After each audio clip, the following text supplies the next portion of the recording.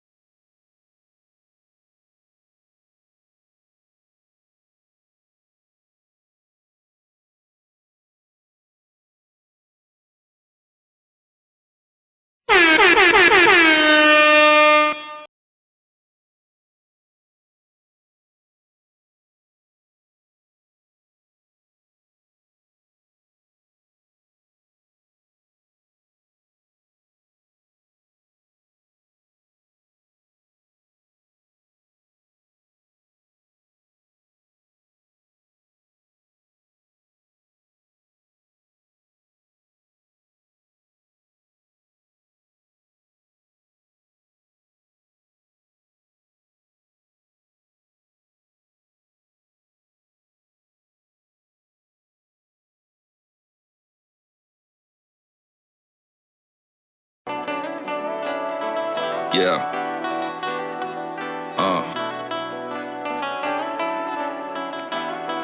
Listen, they must've thought I was a scrub or something, a dub or something. They must be on a drug or something. I love when something. Try to count the cards I'm playing.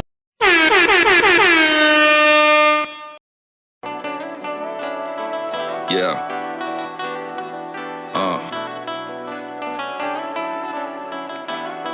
Listen, they must've thought I was a scrub or something, a dub or something. They must be on a drug or something. I love when something. Try to count the cards I'm playing. I'm hard what I'm saying. Can't nobody fuck with Fizzle. It's up with Fizzle. No brake lights, baby, we stand dry. And motor come alive at 100 on 85. Soft skies, I might spill it on your mama or your baby mama. I might spill it on your daughter if she 21. Ain't no telling, I just be gelling. Been it on a known felon. No telling what I be selling. They line crawl, that iron spot. Whole shoe, how that iron talk. My mind lost, who design boss? Rap breed from rap seed, some other fabric. Different city, same struggle, another savage. Maneuver streets, I go and get it like Uber Eats. Fit the haters 100 niggas say they gon' put some pressure on me. Stay inside and keep quiet. The street said I was gon' hide, the street lied. Listen, I ain't got shit to lose.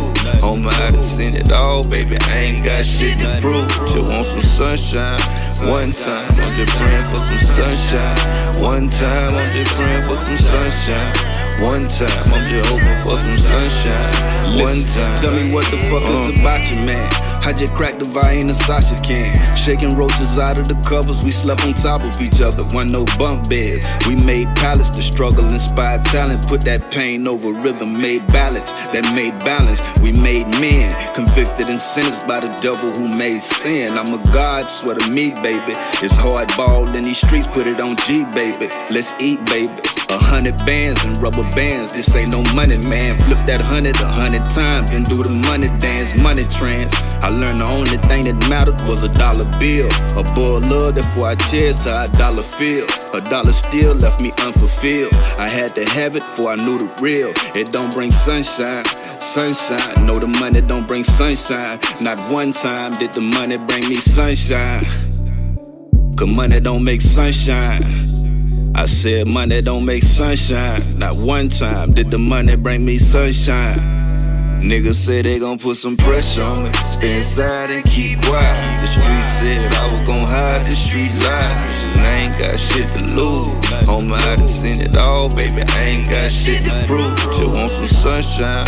One time, I'm just praying for some sunshine. One time, I'm just praying for some sunshine. One time, I'm just hoping for some sunshine. One time,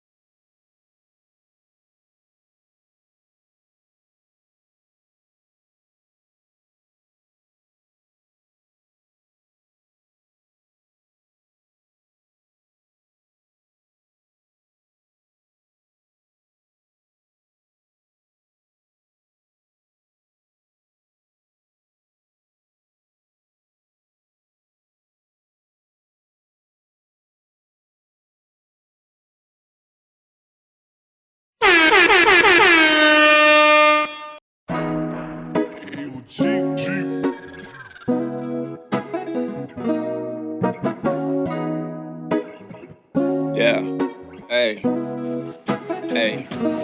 I woke up this morning on the wrong side of bed. I ain't sleep good, cause I ain't eat good. Before I lay down, I stayed down. My niggas sound really as fuck for that, but staying down kept me down. What's up with that? Bright side, I got weed to smoke. To stay high in my problems, I need to smoke. I wish a nigga had some stamps, I need assistance. My old girl left, she said she needs someone consistent. But on the bright side, I got weed to smoke. The struggle gave me anxiety, I need the smoke. I wish a nigga had some stamps, I need assistance. I really need some love, dedication and commitment. But roll up. It's gonna be okay, and it's gonna be alright, and we gonna be just fine. We here for a good time, and it's gonna be okay, and we gonna be alright, and we gonna be just fine. We here for a good time, don't stress on my time. We here for a good time, don't stress on my time. We here for a good time, and it's gonna be okay, and it's gonna be alright, and we gonna be just fine. We here for a good time. I woke up stressing today, but it's gonna be okay. Don't take this life for granted, because it could all vanish. I can't complain, I got my head on straight. I woke up breathing with the purpose of being better than I was the other day. And I love seeing everybody winning, cause the struggle is real. Trust me, I know the deal. It gets hard sometimes, but we just keep on pushing. On the bright side, I got weed to smoke. The struggle gave me anxiety, I need to smoke. I wish a nigga had some stamps, I need assistance. I really need some love, dedication and commitment. But roll up. It's gonna be okay, and it's gonna be alright, and we gonna be just fine. We here for a good time, and it's gonna be okay, and we gonna be alright, and we gonna be just fine. We here for a good time, don't stress on my time. We here for a good time, don't stress on my time. We here for a good time, and it's gonna be okay, and it's gonna be alright, and we gonna be just fine. We here for a good time.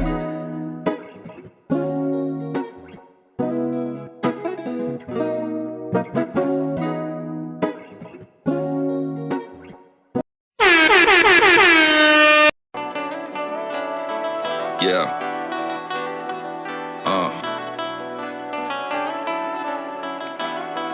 Listen, they must have thought I was a scrub or something, a dub or something. They must be on a drug or something. I love when something. Try to count the cards I'm playing. I'm hard what I'm saying.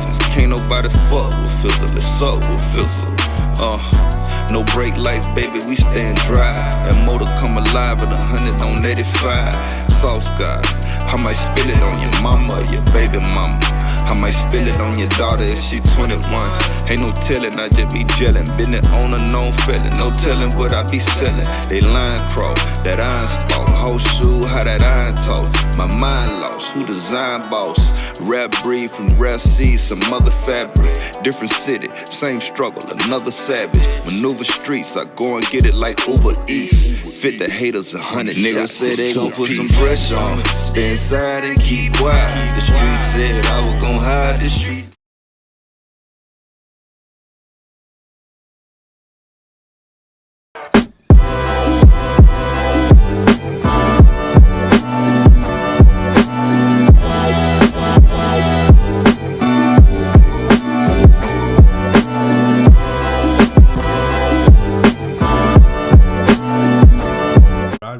Really want to. I'm torn between never being on the internet again for the rest of my life and spending every day of my life on the internet just to push this shit. Like it has to be one. I ain't got no in between. I can't do this like off the net, on the net shit. Like I ain't been on social media. Matter of fact, speaking of social media, I fucking just you know that clip that fucking be resurfacing. Except on your MacBook. Huh? I got it on my phone. It worked. Oh. Yeah, but that clip from the Ink Master shit. I had been off social media. You can pull the door closed too. We're gonna get an echo. But I had been off of social media for fucking about 2 weeks, a week and a half, 2 weeks. I'll go check my messages and shit. Mm-hmm. But I stayed off for 4 weeks, and I'm just like, damn, my life was so much more peaceful. By the way, too. Oh, absolutely. Yeah, but you got a fucking 15,000 less opinions in your life. I'm tattooing one of my clients, and he showed me. He say, look, man, look, you see this? This on TikTok. So the clip. They went viral on TikTok, and going viral on TikTok is a whole different world than going viral on anything. Yes, clips. Right, and it's fucking. So I'm like, all right, cool, like whatever, you know what I'm saying? I'm like, I ain't really tripping on that shit, bro. He's like, all right, yeah. So I decided to go check my messages, and when I go to my messages, I got like 40 unread messages. I got fucking my followers going crazy again, and I'm just like, what the fuck happened? So I see in my messages that old girl DM me, And well, she had me tagged in something. The girl from the clip, she had me tagged in something. You recording, you boy? Anyway, I had she had me tagged in something, and I'm just like, but it disappeared. So I asked her, I say, like, what was it? And then she was like, oh, the clip that you, the clip of us again, it resurfaced. It was on TikTok. I'm talking about over 2 million views in one day. And she was like, and I just had to speak out about it finally because I wanted people to know how it made me feel and how traumatic it was for me and how it's like lingered with me. Right. This shit like was six years ago. Right. So I'm like, yeah, I can understand what you feel. I'm like, it wasn't a moment I'm proud of. You know what I'm saying? It's nothing that I've actually never reposted the clip. Right. I could have took advantage of the shit and had all kind of interviews and other shit and all that. But it's just like, it wasn't nothing I was proud of. I know I'm bigger than that. I can get where I'm going without having to take that kind of shortcut, which most people would have taken it. Right. So I'm just like, nah, I can feel what you're saying and understand and I get it. You feel what I'm saying? But at the end of the day, I'm just like, me personally, that was mild to me from the world I live in. That's mild. But anyway, so I go to read the fucking messages in the inbox, and boy, they going crazy on me. I had somebody, you fucking nigger, I hope you die. What it was, I had to the internet. Yeah, I had a message with fucking like 19 monkeys. Like just the monkey emoji. Niggas just put monkeys on just monkeys, bro. Take the time to do this shit, bro. These folks were so fucking angry, bro. But what blew me more than anything is I'm like, bro, y'all are acting like y'all are so angry that I said this to her, right? And it was out the way and it was out. But I'm like, bro, listen to y'all, bro. But mind you, I'm from a place to where you can't rattle me, bro. Right. You can't bully me. You can't rattle me. You can't hurt my feelings because it's just like, bro, I'm confident in who I am, and I was just like, I'm just come from a place, bro, that's what we did. Like, we hurt each other's feelings constantly, so it wasn't really no big deal. But these folks, bro, you had to read these fucking comments. I ain't never received hate mail. I was almost honored a little bit. Yeah, but why you got to be a nigga just because you told a white girl she looked older than what she looked? Bro, that's a fair assessment. Bro, that shit said, boy, you fucking nigga, I hope you die. You're going to take accountability for what you did to her, I promise. Man. I'm like, bro, like, are y'all fucking kidding me? But what's funny is nobody came to my rescue when she shitted on me for 4 or 5 episodes straight. The only reason why I ever fucking retaliated, bro, is like, I would have never said anything. But the producers who fucking put the show together came to me on the slick and was like, hey, bro, like, look, man, defend yourself. I'm looking out for you. Right. Like, I want you to say, like, this shit don't look good on camera. Knew how they was gonna clip it's like, yeah, it's like you're looking bad. And I'm just telling you, now this is one of my dogs who was like filming the shit. He became my dog and everything. He made sure like my jetpacks and all that was on camera when we was filming. He was cool as fuck. Shout out to Everett. But anyway, he was like, yeah, man, this shit gonna look bad, bro. Like, defend yourself. Yeah. Like they're being assholes to you. It's not gonna be a bad thing if you defend yourself. And I'm not telling you this on no TV shit to make no ratings and shit. I just don't want you to look bad on TV. Because the first 3 or 4 episodes, even my mama came to me like, God damn, like, you just gonna let the girls run over you like that? So they was airing the episodes as I was shooting? No. He telling me that when it does air, I'm not gonna look good. Oh, okay. But by this time, we had already filmed 3 or 4 episodes. Right. And I didn't even go in with the intention of like bombing on the girl. I just was like having a bad day. And I was just like, I was ready to go home. I had been there for fucking a month and a half. Not the days. Yeah, so I'm like, man, I tell my homie Sketchy, we walking in, and he like, bro, I'm over this shit. I said, me too, bro. I said, I tell you one thing. A bitch say something to me today, I'm gonna ruin their life. And he was like, hey, man, they've been trying to bully you the whole time. I was like, yeah, bro, I ain't wanting to be bullied, bro. I just. Because it was another black dude on the show. They was bullying the fuck out of him too. And he, like, I'm getting bullied because I'm allowing you to. You feel me? I'm just letting you do your thing and I ain't really tripping. But I was just in the mood that day and I walked in and I sat down and mind you, we was downstairs and they was doing critiques on the tattoos. And mind you, I don't really mind like the critiques. Like, I'm somebody, you can tell me some shit suck and I'm cool with that. But the issue is that don't look at something I do when there's something worse than mine, bypass that and be like, good job, and then come over here to me like, what the fuck is this? Right. Like, no, shit on both of us, because I know his shit terrible. Do you feel like it was set up? Like, I never, all I've seen is reality TV from the consumer's point of view. Is it scripted at all? No, this show is not. Like, I've done Black Ink and all that. That shit is scripted, 1,000%. You feel me? They'll literally come in and tell you what the scene is going to be like. You feel me? And then you kind of like play it out. But this right here is not scripted. The way they do this show is, they know your personality and they know who you are, so they know how to put you in situations that's gonna make you react. Right. It's not scripted, but it's like it's planned almost. Like I'm gonna put 12 in here with so I know he gonna slap shit out of him. He don't like him, and they'll sit y'all together and be like, 12. You said you ain't like his tattoo today, and they'll back out. Right. And y'all will start having a conversation. Yeah. So, but with her, they didn't even have to do anything. Now, mind you, I don't know this fucking woman from a can of paint, and I'm nice to everybody on set.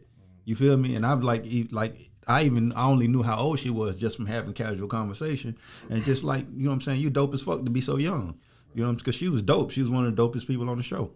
So somehow the first episode came on, and they were just like, the captains chose like what assignments you were supposed to do on the team. And the captain of our team told me, hey, we just want you to keep watch. I'm like, damn, I ain't worthy of tattooing. I'm like, all right, whatever. Fuck, you know, sometimes being a good teammate is cheering from the bench. Right. I'm with that, like, whatever. But what pissed me off, I hate being called lazy. Because I know, you feel me? Like, bitch, black people built the country. How the fuck are we lazy? Right. You feel me? Like, now we don't want to do some shit for free, we lazy. So that's always in the back of my mind, especially when I know I work harder than anybody I know. It's just that my opportunities aren't there like yours were. You feel me? Yeah. So after that, she called me lazy. After they told me not to, I couldn't do shit, and then called me lazy. This girl? This is like the girl on my team told me, they all in cahoots. They working together. So the girl on my team tell me, like, we don't want you to do anything. You feel me? And I'm just like, all right, whatever. You know what I'm saying? So they come back around after we done, and they like, oh, he lazy. He ain't do shit. Basically had a game plan. Right. So I'm just like, what the fuck? So all right, bet. So I come in that day, and they do critiques, and mind you, I know my tattoo ain't all that, but that gay dude exactly what the fuck he wanted. He was stoked about the shit. Yeah. You feel me? And there were a bunch of other tattoos that were fucking terrible. So when they did critiques, the judges were like, this is the worst one. It wasn't even close to mine. So she just blurred out, I hate Boneface's fucking tattoo. Just for no reason. Yeah, and they just like, yeah, the judge is like, damn, like, what you got against him? Right. She's just like, I don't feel like he should be fucking here. He shouldn't be tattooing. He shouldn't be like, whoa. She came to be a character, though. She came to be a personality. No, bro. She was just being a bitch in general. But she had to have something. It was something. This is how she's built outside of the show. Mm-hmm. Like, outside of the show, she built like this. You feel me? And it's like, if that's how you are, that's how you are. But it's like, so they just like, damn, what you got against him? And she's just like, I don't feel like, now mind you, even if it's a lie, if somebody says something enough, it becomes the truth. So you constantly saying, I shouldn't be able to tattoo, I shouldn't be tattooing, I don't belong with a machine in my hand, woo, woo, woo. And I'm like, bitch, I've been doing this for 17 years and you've been tattooing 3 years and you here to tell me I shouldn't be doing something? What I'm saying is, why you though? Why does she focus in out of all the people? No fucking clue. That's what I'm saying. There had to be something though. No fucking clue. She didn't just come there and be like, we finna get around. Nigga. We finna get around to it. Okay. Because I had a feeling what it was. So now mind you, the girl on her team had the worst the girl on my team that was her friend. We were all on separate teams, but the girls were working together. You know what I'm saying? So the girl on my team had the worst tattoo. So in order to protect her, she had to find somebody else to pick on, I guess. You know what I'm saying? Because she couldn't pick on her, so she had to pick on me. So I'm like, all right, bet. So she says I have the worst thing. So the judge is like, damn, Bone, like, how you feel about that? I said, I don't feel no type of way. It's part of the game. She got her own opinion. That's fine. Right. We go back inside. We sit down. You on there being cool. They want so I'm sitting on the couch, just like how I'm sitting when I said it. I'm sitting on the couch. I ain't said 2 fucking words. You feel me? And boom, boom, when they talking about the tattoos and shit, and everybody saying that her friend got one of the worst tattoos, whatever. And then she was just like, I hate fucking Boneface's tattoo. I'm just like, God damn, like, here we go again. You feel me? Like, all right, game on, motherfucker. Like, you feel me? So the roast already got them brewing in my mind. I'm trying to figure out what angle I'm going to hit your ass at, because it's beyond tattoos now. You feel me? I'm ready to embarrass you at this point. I don't give a fuck about the tattoos, because you really just trying to play me. You feel me? Facts. I ain't did shit to you. I don't even know you. Yeah. You know what I'm saying? Everybody else love me except for your ass. You feel me? So, boom. She go again, boom, boom. Why are you here? So, and then that's when I said what I said. The shit clicked, and it was just the perfect opportunity. Timing was right. I said the shit. Everybody's face was like, "What the fuck?" Yeah, but like, it was like, I mean, what do they expect? If they were sitting there watching that shit for as long as you said it was going on, they should have expected you to say something. She should have expected you. I cussed everybody out, because after I said it, motherfucker came to me. One of the dudes was like, damn, bro. You went too far. He was like, bro, that was rough. I said, I don't give a fuck. I said, was it rough when she was fucking like trying to fucking assassinate my whole fucking, like end my career on this bitch? You might be the ones with the monkeys in your inbox. So, now this my dog to this day. Yeah. So, I went off though. I snapped. I really snapped on everybody. I was like, bro, don't ask me to fucking apologize. Don't do none of that shit. I don't want none of y'all motherfuckers talking to me about nothing. Like, I ain't trying to hear it. I turned into who I am. And like, I'm like, yeah, that shit dead. I was nice long enough. That didn't work. So maybe I need to be this guy. You should have walked in there like that. Yeah. But what's funny is I had more roast. I had more. Yeah. But I just stopped because when I said that shit, I could see how deep it cut. I was like, ooh. I ain't got even. I would have been just beating the dead horse at that point. So I chilled because I had some more shit. You'd have been famous. They'd have gave you your own show. Bro, I had something for. It was like I had something for everybody that pissed me off. I had something for them, but I just stopped right there. You know how cool you'd have been if you had went around the room with that shit. Boy, another thing, it would have been. It would have been legendary. It would have been legendary. Man, yeah, that shit would have been legendary. They gave you a show, man. Yeah, bro. So after that, They gotta be mad so after that, thing. I do that, and I'm like, bro, and after I as I'm going off, I'm saying some real shit. I'm just like, bro, like this shit is wild. How everybody's blind when it's me, but now I say something to offend her.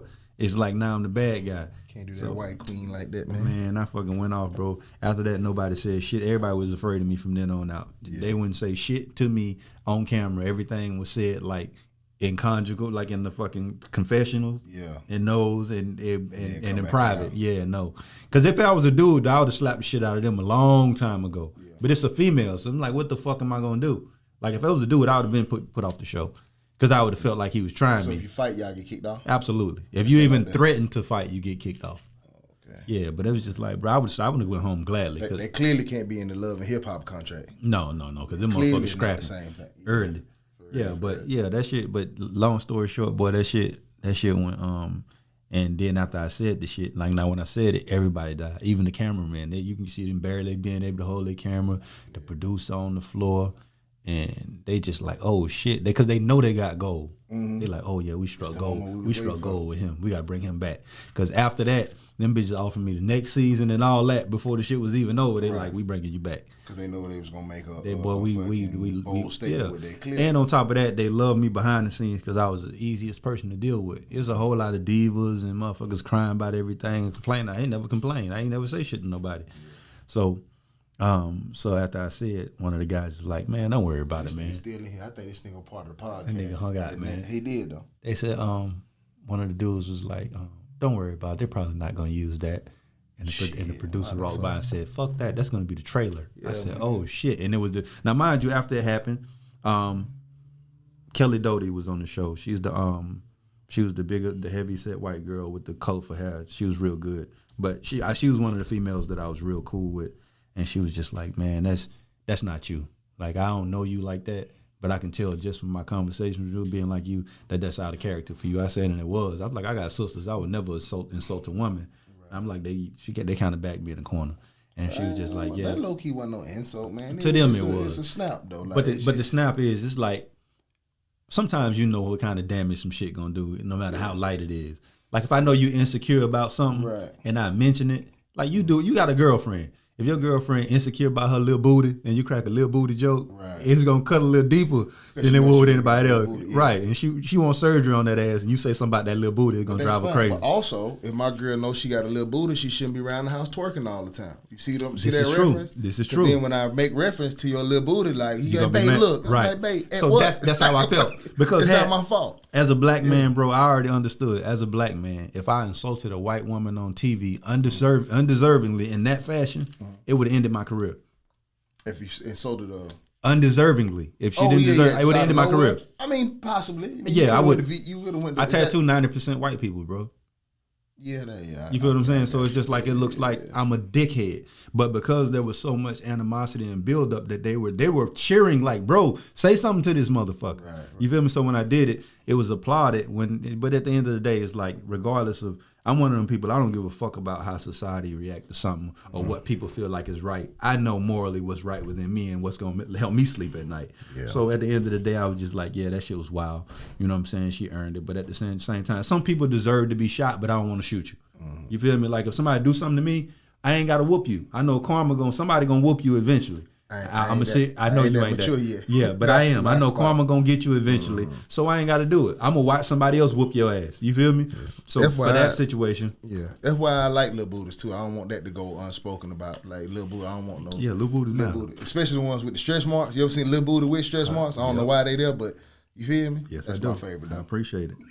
I really do. Them the best ones. Them is the best ones though. I low-key don't like. How did it grow? Where did it grow to be? What did it grow to? Where did it grow to be a little booty? Yeah, I think it's a bigger little booty. How did it get there? I think them attitude marks. I don't think they like. You know what I'm saying? Like attitude. When your attitude don't have nowhere to go, I just think go into your booty. Yeah, because it's little. Why would you have stretch marks? But I low-key because it was more little at one point. It was littler. It was littler. As y'all can see, we don't have shit to talk about on this podcast. No, but that shit was wild though. And after that, I apologized and shit to her. And she apologized, like, yeah, I kind of did back in the corner, whatever, and I was cool. But I knew once that shit hit TV, it was going to resurface, and she was going to be mad at me all over again. So we was cool. I ain't going to say we was cool, but we was cordial the rest of the season. But after that shit aired and the premiere, they played it in every commercial, round the clock. And that's still like one of the biggest moments in that show history. And they played around the clock, and she couldn't help but be mad again. She was mad even when TikTok came out with it? No, she did say this when we talked in the inbox. I was just like, bro, I'm sorry you have to go through that. That's not a moment I'm proud of. Right. You feel what I'm saying? Because she done went and got like plastic surgery and everything. She looked like a whole different person. It's crazy. I'm like, bro, it wasn't that deep. I actually felt like you were a decent looking girl. Yeah. You feel me? Like it wasn't like, you feel me? I would have knocked your block off. You feel me? If that was the case. Now you got her right here looking like the Saw Dog. Shut your ass up. I ain't even seen it. I don't know what she look like. Jigsaw, that's that nigga name though.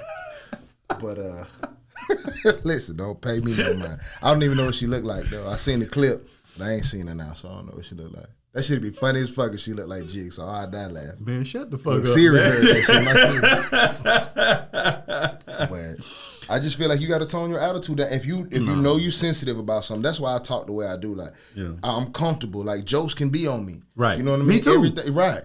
You can, if I say something wrong, if I do something wrong, if I'm sweaty one day, if you catch me on the bad, just bro, if it's funny, it's funny. I'm really not tripping. Like, I live in the same world, so that's why it wasn't really a big deal to me. And it's like, but I understood why it could be a big deal to her because people are fucking self-conscious about their image, and that's what it was. But yeah, she did say that like I know it's not your fault that it's resurfacing. It's just people are exploiting this shit, and just like the show exploded, they could have not aired it. But you feel me? I was like, yeah, it was out of my control after I said it. I said it's just a bad moment cemented in time. Yeah. You know what I'm saying? So it's like if we get in the fight, we can be cool again, but you might feel some type of way when that bitch on YouTube and everybody's talking about it. It's hard to let that shit die. Yeah. You want to fight me again and we supposed to be cool. I'm just like, damn, bro, we squashed it. Social media brings shit right back up. But it's dope you said that, though, because I kind of wanted to talk about accountability today. Like, I thought about all day what the fuck we was going to talk about. And this semi has something to do where I'm going to make it a serious conversation, of course. But just like, little shit get on my nerves. I think if you run a business, that you should have accountability. Like, everybody needs a job, right? Mm-hmm. If you got a job in this day and time, like, it's a blessing, especially coming out of the pandemic and everything. You've noticed there's more homeless people, bro? Mm-hmm. Like, I thought I was tripping, you know what I'm saying? But I went to a couple stores. I'm like, bro, I saw a homeless nigga at an ATM. You know how offensive that is? If you gonna listen, though. Was he getting money out? No, hell no. He was. Was he getting money out? No, he waiting on. But I'm offended. That's too much. Yeah. Don't wait on me at the bank. Yeah. Give me a little room. Yeah. Meet me somewhere else. Like, be next door at the car wash when I leave the right. ATM. That nigga was at the ATM, like the drive-through ATM. I thought you would say he getting some money out. No, like I'm behind the car and I'm looking at this. Has nothing to do with what I want to talk about. Go ahead. But I'm behind the car and I see the nigga up. And I'm like, do he know? Do he know that person in the car? And I see him asking them for something, and they motherfucking drive off. So when I get up there, they're like, brother, if this is the ATM, this nigga is hovering over the ATM like he can see my pin. That's how close this nigga is. I'm like, bro, are you good? Like, what's up? Oh, man, I just wanted to know if I could hold a little something. Now, you can't tell him you don't have no money. It ain't nothing but dubs coming out there, bitch. Ain't nothing coming out there you can get him. That's true, too, though. I didn't even think that far bro, into what can I give you out of this ATM, bro? Ain't no ones in here. I can't tell 50 cents in here. I can't tell him ain't nothing on me. I'm here to put some on me. You see So I don't really know what to do at this point in time, though, right? You. Yeah, I can't say I don't have it. He see me getting this money out, brother. So I wanted to get $60 out. I just got a dub. I couldn't even get out what I wanted, though. So I literally got out of dub and like, bro, now I need this, bro. I'm finna stop and get some gas, though. But I just thought that just show you the times we in, like people getting desperate, though, you know? Audacity. But I think people need accountability. So if you run a business, okay, cool, everybody need a job. But you gotta look at your employees too. Like it's certain shit certain employees shouldn't do. You feel me? If you like a fast food restaurant and your cook got sores and shit on their arm, they shouldn't be the cook. No. They shouldn't be in the restaurant. You need to be taking the trash out. But at least make them wear long sleeves or something, right? Bro. Yeah, no. So I went to this, and I've always been like this. Like back when I was really fucked up, I used to eat at Checkers. You know that Checkers on, it's only one Checkers, right? No, there's a couple. There's one on Fairfield, and there's one up here on fucking... No, what's the one like going towards Sacred Heart Hospital? Davis Highway, yeah. So I used to go to that Checkers all the time, right? And I got to the point where I had to learn this lady's name, and I used to have to call up there and ask for her. And then if they said she was at work, I'd just hang up the phone. You feel me? If they said she wasn't at work, I would come.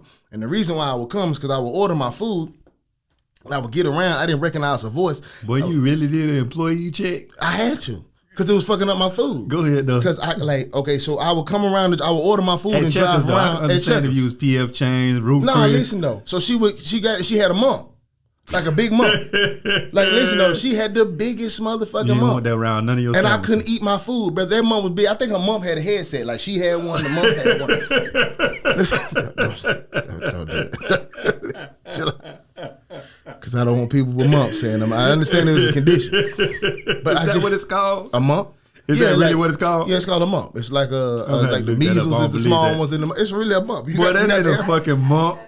Yeah, you can look it up. It's called a mump, brother. Pull your phone out. Goddamn mump, man. Brother. Keep talking. I'm gonna look up mump. That bitch was humongous, right? So I just couldn't eat my food. It was no offense to her. I know she can't help it, but I can't eat my food either, and I can't help it. So I'm just like, all right, I had to learn her name. And look at this nigga looking it up. I'm looking it up for real. I had to learn her name, so I would call up there and see if she was there. If she was there, I just wouldn't come eat. So today, I'm at a fucking meeting. We gotta put that shit on the screen so people can see. Let me see. This shit ain't even funny, bro. Let me see. It's not funny, bro. Let me see. It might be her. I'm putting it on the screen. Fuck it. I didn't even know you could do that. Oh yeah, absolutely. That's what this motherfucker here for. This shit is not funny, bro. This is worse than the boy. We're gonna get canceled, man. Yeah, we're gonna get canceled. Absolutely. But you gotta see. Man, listen. Oh, listen, you cannot help your conditions, brother. I could easily be born with a mump. Images. Why they got the little girl on there? Oh man. See, they only got the kids though. They'll take the kids down. I ain't mean to, bro. Put adult mumps. Google that. I don't want kids because I look bad. You can't do. Put it in the bottom left of the screen. Yeah, click on Buddy. Big jaw. Quagmire. Hold on, man. I call that nigga Quagmire. Your ass dumb, bro. You going to hell, brother. I want you to know that, jokes. man. Gasoline draw, man. Not, but I have no. Brother, can you please take the children down? Like, I don't know how to operate this shit, bro. We got to edit this. Yeah, click dog. I just want Buddy up there. You can't double tap him and make him big. Yeah, man. Your ass stupid, man. You a double tap and make him bigger. That's wild, then. Oh man, that's Buddy. Put on the bottom left. Look at us learning. See, y'all learning stuff with us today, podcast people. This shit gonna get professional one day. Y'all put them at the bottom. Y'all put it by me. I can't drink my drink. Yeah, drink your drink. So that's who's fixing your food. Right, but hers was bigger than that. Her shit was like, hers was huge, brother. Like I said, brother, I think, you know how they got double drive-thrus? I think she did a side and it did a side. Man, shut the fuck up, man. I just couldn't eat that. So listen, today I go to a restaurant and they're like, I feel you, everybody need a job. I'm cool with that. So they had a lady, bro, like she's short and she overweight, may have some kind of condition. I don't know. You feel me? You could tell she just wasn't the wittiest, whatever. And that's cool. I don't care nothing about that, right? I'm just here for fucking McDonald's. You know what I mean? So it's hot as fuck. She's sweating and everything. She should just be on the register. She should just be tapping buttons. She shouldn't have to move around, right? So they hand me my bag and sweat drip off her face and it hit my bag. I'm not eating this, brother. Like, I don't want to make. Did it drip off the Mumps side? No, this not the Mumps. This is today. Yeah. Oh, this today. Yeah. So she hands me my food, and as she hands it to me, a sweat like in slow motion, I'm like dead. a movie. I'm dead. Drips off, and listen, you know a paper bag is brown and it's dry. Take this back. That bitch hit my bag and spread. Like, you know what I'm saying? Take it back. And they looked at me crazy. Yeah, I'm like, man, hey, listen, I know y'all busy, but let me just get my money. Take the bag and just keep the money. So the manager come out and was like, what happened? What's up? I said, excuse me, ma'am, not the, I just would like a refund. Her sweat hit my bag, and that's just not for me. Well, it didn't touch the food, and I'm like, ma'am, are you gonna argue with me about you want food out of a sweat paper bag, man? Like, well, how you know it went through? I said, brother, are we really having this conversation? I'm like, bro, I can't be here right now. Are you the paper bag specialist, bitch? I don't want this food. So it's just shit like that, like little simple shit like that's really what I went through there. And I'd be like, only me, bro. That's why I said I need a reality show. But you can't script shit like that. You a damn fool anyway, thinking you finna go to a Checkers and get good customer service. No, but this was McDonald's. And it wasn't about customer service. It was just, bro, who won't sweat on their bag, bro? I saw you sweat on my bag. Yeah, man. I watched you drip. But they feel like, bro, if you eating in those parks, you don't mind sweat on your bag. Because somebody that mind sweat on their bag ain't eating there. Yeah. That's just the way I am. It's like I don't eat at certain restaurants because I understand the caliber of the employees or the business itself. I don't want no McDonald's or no Burger King because I know what type of people they hire. It's almost eating in the slums. That's like that's like fucking in the projects. Right. You feel me? And expecting coochie not to smell like coochie. But listen, it's some you go to these fine restaurants, like look at a nigga out taking a smoke break. Right, but they keep him in the back so you can't see him sweat on your bag. Yeah, that's exactly though. He sweat. That's my point. But you ain't get to see it. He shouldn't be out front. Right. So that just led me to accountability. So to make this serious, we've been fucking joking all the time. I want to ask you a personal question, right? Mm-hmm. So you've been through. I'm not gonna ask you how many successful or failed relationships that you view, right? Mm-hmm. What level of accountability do you take? But I want you to be specific, not general. Mm-hmm. Like you don't have to identify nobody in particular, right? But just find a relationship in your mind, bro, that went wrong and you feel like you weren't the wrong party in it, right? Mm-hmm. It was their fault that it went wrong. Mm-hmm. But what can you say about yourself? What level of accountability can you take for why this went this way? I think a lot of this, in most of the relationships I've been in, I've always taken accountability. And one in particular, I feel like they were the reason it failed. And a lot of times, I feel like accountability has a lot to do with it too. So if you and I have a situation where if I'm dating somebody and I tell them off rip like, hey, I'm this way, I move like this a little bit, I'm gonna be like this sometimes, you know what I'm saying? And then they're like, okay, I'm okay with that. And as time goes on, that becomes an issue. Right. You feel what I'm saying? But they stay in that like, and that's another thing I have. I'm gonna answer your question, but I'm gonna say this too before I forget because I'm scatterbrained. I hate when people are in situations like they'll be in a relationship, right? And they'll endure all these things or whatever. And then at the end of the relationship, blame you for all those things that they endured. But me personally, if there's something that I can't tolerate in a relationship, I'm out. Because it's I have to be held accountable for sitting through some shit that I know I ain't supposed to be sitting through. People will sit through some bullshit, right, and blame you for them sitting through the bullshit when we all have the option to leave in a sense. But yeah. To answer your question, but hold on before you, because that's good, because you're not gonna forget the relationship. Yeah, go ahead. But can you blame them for sitting? If you truly love somebody, right, or you want to make it work, there is some level of tolerance that you have to have in a relationship. So even if it's something that you don't prefer, you can't have somebody who's like, okay, I don't fuck with that, I'm out. No. And I don't mean that on a minor scale. Let's say, for instance, like I'm just gonna like be direct. Like I'm not somebody that's. I've always we understand that I'm not really into polygamy. I don't believe in polygamy per se. I just don't feel like monogamy. I mean, monogamy. I'm talking polygamy. Yeah, I don't believe in monogamy or whatever. I've practiced it before, but I don't feel like it's a natural thing. Right. So I go into a situation where I'm like, you know what? I decided, fuck, I'm tired of lying. And I'm tired of like being a dirtbag. I just want to be in a situation where I can fucking be honest. So it's just like I understand. And a lot of the times we pull people into situations, and this is me being accountable. We pull people into situations and then we decide we're gonna tell them the truth later and expect them to adapt to that when that's unfair. Like I can't bring you in a situation, let you fall in love, and then be like, you know what? This ain't who I am. This is who I am really. Accept that shit. Yeah. It don't work like that. But in this situation, we had been together for a little bit, and I'm just like, fuck. Like I'm tired of lying the shit to this motherfucker. And I was just like, you know, hey man, I really ain't in this shit. Ain't into this type of thing. I can't do this. And I explained to them like I'm not in the monogamy. I can't really do this shit. It's not gonna work out or whatever. You could either stay and we can work through it, and we can try to make some adjustments. But it's not fair to actually say this right now. But it's how I feel. Right. So we can either break this shit off. And it was like, nah, I don't want to break it off. We're gonna keep it going. But as time went on, it was almost like I was vilified for the way I was. You know what I'm saying? And I'm just like, you could have, like, we had the option to break this shit off, and you wanted to be in it, and it didn't go the way you wanted it to go. Right. So now it's all my fault when you have to take some responsibility for your actions too, because you chose to be in this with me. But anyway, usually in my last situation, I was like, I understood that I'm selfish. You know what I'm saying? I'm a little self-centered. And it's just, I'm my level of self-awareness is pretty high. And that's something that you really don't see in women a lot, to where self-awareness and accountability is there. And a lot of men you don't either, but you see it more in men than you do in women. Right. You feel what I'm saying? But yeah, that was my thing. I think I'm pretty, I took accountability for my shortcomings in a lot of situations.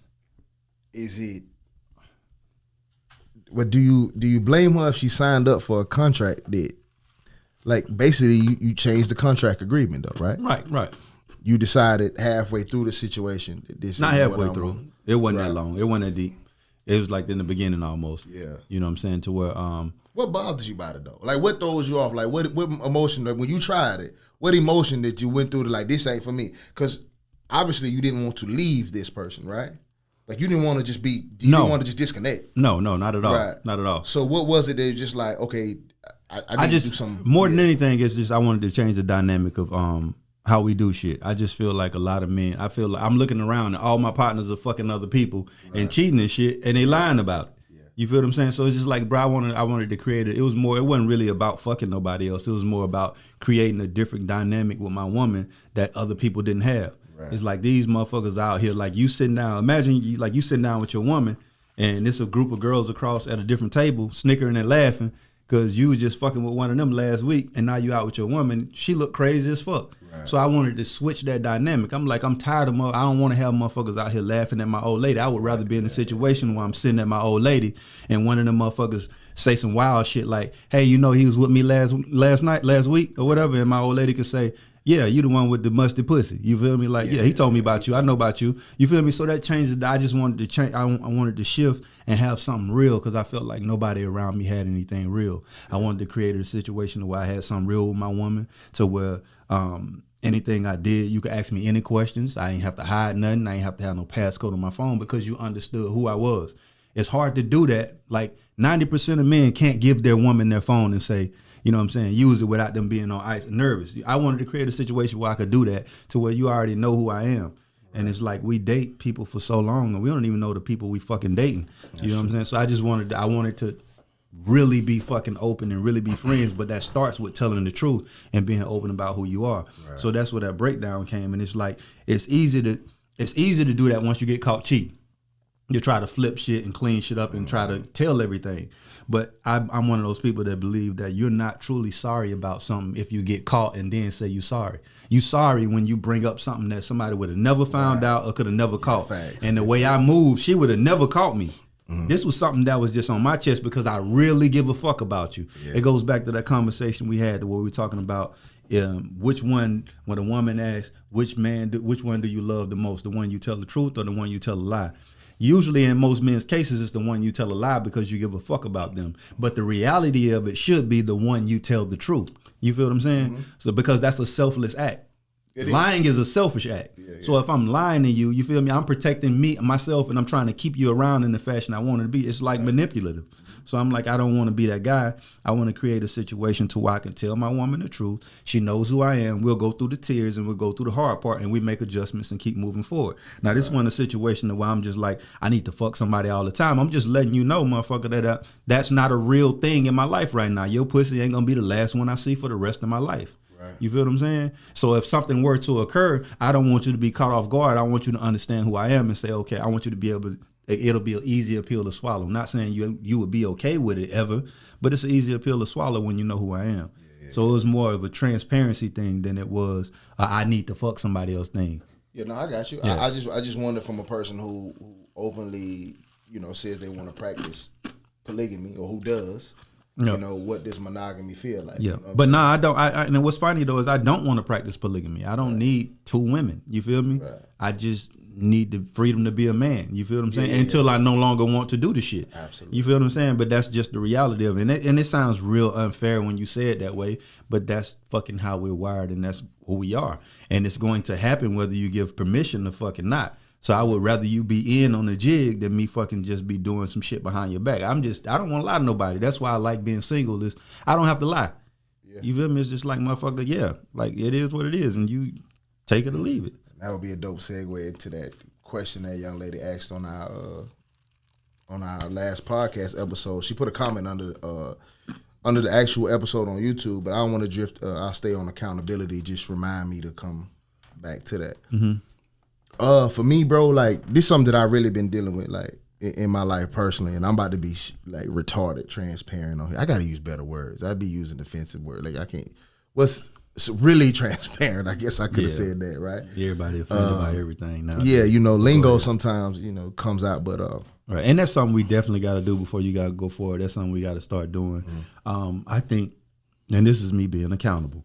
Since we're talking about accountability, I think sometimes we're real insensitive about how other people feel. Like we had the little people comments that we were making, right? And then when I reflect back on that, I'd be like, damn, that's wild. Right. But I guess I'm that way. And I'm not trying to defend it because it sucks when you take accountability and then you go back and say some shit. But you're that way because you don't mind. I don't mind. Right. You feel what I'm saying? Right. So it's just like, and we just live in a world that's so fucking sensitive. You can't say shit. You can't feel shit. And it's just like certain things are okay. Just like it blows my mind that in rap music, a rapper can say, you feel me? Get it back in blood. I'm going to kill my ops, shoot them niggas at the club, kill their whole family, knock their grandma off. You feel me? Boom, boom, boom, bitch, black bitch, all this extra woo, woo, woo. Right. And it's just like, you say something as simple as like, I seen a deer, it was queer, and motherfuckers just like, oh, cancel him. Right. I'm like, bro, did you not hear this man talk about mass murdering a whole fucking neighborhood? Man, they can't wait to get to the club to sing it. You feel me? Yeah. And it's just like, bro, we celebrate so much shit, and it's like our fucking concept, and we have selective comprehension, and we choose what's offensive and we choose what's not. When a lot of shit we do is offensive, and a lot of shit we say is offensive, but we choose parts. Because if I said a black joke on here, you feel me, and like we say nigga all the time on here, right? That should be offensive, right? But it's not. Listen, you can say nigga on any but platform, it's not, and it's okay, and it shouldn't be. HBO, any TV, any movie, any podcast, you can say nigga 1,000,000 times. Nobody. It's one of the worst words in the English language. Give a fuck, man. You feel me? Yeah. But if I say like, damn, that's gay as fuck. Like, and we don't mean it no type of way. Exactly. Just like I didn't mean nigga no type of way. You feel what I'm saying? I don't mean it no type of way. That's just how we talk growing up. Right. And it's just crazy how this country was in a space once before to where all of that was okay when they used it and when they wanted to use it. You feel me? Like comedians said it all, crack fucking gay jokes all the time. But when it was convenient for this country to profit off of gay people, you feel me? Now you can't say nothing because you fucking with the bag. That's what it all comes down to. No, you can say nigga because it doesn't affect the bag on nothing. Money. Right. You feel me? It don't affect the money. Niggas still gonna buy whatever. They still gonna do whatever. We won't stick together on shit. On nothing. You can say nigga 1,000,000 times. It blow my mind, bro. Right. It's retarded to me. And I'm just like, bro, the common sense in this country is ridiculous, bro. It's just like we don't have any. It's like motherfuckers pick what they want to be offended by, and it be some small shit, and the big shit we ignore. But go ahead with what you were saying. I ain't mean to cut you off. No. That's cool. But yeah, accountability for me, bro. I've been thinking about going to therapy for something that I've talked about a million times on this show. Y'all will hear me when I talk about relationships. I use this one. It's my golden goose of relationships, the one that I was madly in love in and all that kind of stuff, right? And that's been over for some time now, about 6 years. So it's been about over as long as it was a thing. You feel me? But I'd be lying to you if I said it didn't affect my life. And I think it affects my life because I'm not sure how much accountability I take for what happened, right? So I'm the type of person, bro, I don't love much. Like, it's like, when I say that, it's like, it's very hard for me to meet a woman or meet anybody that come into my inner circle. I'm not looking for new friends. I got all the friends I need, right? Right. So when I meet somebody, that's always genuine respect. But like, I don't give a fuck if we hang out or we, you know what I'm saying? Right. When I meet a woman, I'm not necessarily looking for love ever. You feel me? It's just I gotta meet you and the vibe got to go right and boom, right? But when I let you in that inner circle, like I'm giving off Pepe Le Pew vibes a little bit. You feel me? Right. Like I hold on for dear life when I love something. You know what I mean? I don't know if that's me being a protector or whatever the case may be. But I've used examples of how this woman did me wrong. I got a million of them. I could just go down the list that would blow people's mind, right? And she's not a bad person at all. Like, even when you hear all those bad stories, you're like, damn, why would you stay with somebody like that? You know what I mean? Right. I can give you some good stories too. You know what I mean? This woman was the love of my life. But then when I look back through it, like you said, sometimes people will hold you accountable for some shit they stayed for. Right. You feel me? Right. That shit went on so long, and I That's saw the point I was all making earlier, but go ahead. Right, and I saw all the cues that this woman wanted to leave. For whatever reason it was. She wasn't ready for someone like me. She generally wasn't ready to settle down. Like, I came out the blue, I surprised her. It went better than she thought it was going to go. Next thing you know, you're in a relationship and you had all these other goals and things and whatever, and settling down, and that shit was an anchor for her. You feel me? Right. And I don't take accountability, bro, for not seeing the signs earlier and letting this woman go live her life. I could have saved us both. And I was going to ask you this question. Because when I hear the stories and shit, right, it's like, I'm pretty sure y'all had good moments, but it seemed like the bad outweighed the good in a lot of cases. So my question to you is, like, why did you choose her of all people? Like, what about her made you land in that space? Because I'm sure you've met some good women in your time. Like, what about her that landed you in that space? I've always wondered, like, what about her that landed you in that space? She was gorgeous outside of that, but I'm sure you've had a lot of gorgeous women in your time. Her looks didn't matter. This is probably the girlfriend I slept with the least. Right. That tells you how it didn't matter about whatever. But that was because I was so emotionally attached. This gorgeous woman, but when I was sad, I couldn't. You feel me? There was nothing intimate. But, I mean, to answer your question, this shit might get wild emotional now, though. But to answer your question, this is what it was, bro. I knew this woman when I was 12 years old. When I was 12 years old, bro, I wasn't cool. I didn't know you knew her that long. Yeah. We know each other as kids. I wasn't cool. That makes sense. I wasn't, but even that, it wasn't just that I had known her for so long. I knew her because we lived in the same neighborhood. We grew up as kids together. She couldn't stand me back then, you feel me? But I was the fat, funny nigga, you know what I'm saying? So I could always joke and I always had something to say. But I wasn't no ladies, man. I didn't have no swag about myself or nothing. And she ended up dating my best friend at the time. But we kids. That shit ain't, you know? Right. But I've always desired this woman, bro. Like, I don't know, for some reason, oddly enough, even when I moved away from Jacksonville and I moved here to Pensacola, I always thought about this person just randomly, like what they was doing, what they looked like, whatever, right? So when I got older, you remember when I was about 23, 24, like I was making stupid money. Right. Like niggas thought I sold dope. You feel me? Right. Like I was doing amazing for a nigga that age. You feel me? So I was going through Facebook one time and I saw her sister, right? I saw that name. I was like, damn, I wonder if this her sister. So I hit her sister up, like, are you the sister of so-and-so? And she was like, yeah, I was, is what she said. I'm like, well, damn, I thought she died or something. And she was like, but they was just fighting. They had just fell out about some shit. I was like, well, listen, since y'all cool, well, since she ain't dead, I like, if you don't mind, give her my phone number, right? She ain't dead. Right, give her my phone number. And she actually did that shit. So this girl hit me up, and she was coming to Pensacola the exact same day I got off, right? I kid you not, man. I hope somebody show her this clip, because she probably hate me, but I met her on the 4th of July, bro. No lie. I was out there with my daughter, and my mama and my pops was actually at the still time. in town. Your daughter, how old? 3. Young, right? Yeah. Okay. My daughter, baby, right? And I remember her walking up, bro, and I kid you not, bro, she was the most beautiful person I had ever seen in my life, bro. She was nothing like I thought she looked, because I haven't seen her since she was 12. You feel me? Right. But it was just far beyond my expectations. You Right. know what I'm saying? Like, it was just something about her, the vibe, whatever. And we hit it off so dope that night, bro. Our first night going out, I think we went to Cabanas. You know that? Right. Cabanas Out there by university. Right. Yeah. So that's just the setup for our relationship. But that don't have nothing to do with why I love this person so much, bro. This is a true story, man. This woman provided shit for me and showed me another way of living. You know, when you so caught up in Pensacola life and street shit and whatever, you kind of consume with that shit. Then I played football, was around nothing but other Southern hood niggas. And so you just consume with that life, right? She was kind of bougie a little bit, though.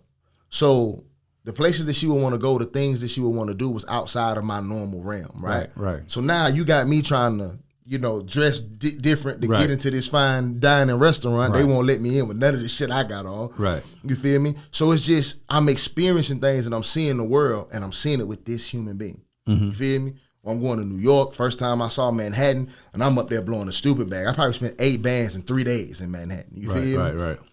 It was her birthday, just showing her a good time. But I'm seeing all these big ass buildings, and the world is just so much bigger to me now, right? And I want to share all of these moments with this person. So I'm falling in love while I'm literally falling in love with life at the same time. Right. You feel me? Right. So my daughter, I lost my daughter in a court case, bro. They incorrectly, from a poor attorney, they allowed my baby mom to take my daughter to Orlando. You feel me?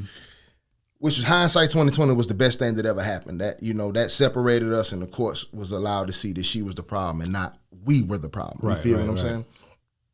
So that's hindsight 2020.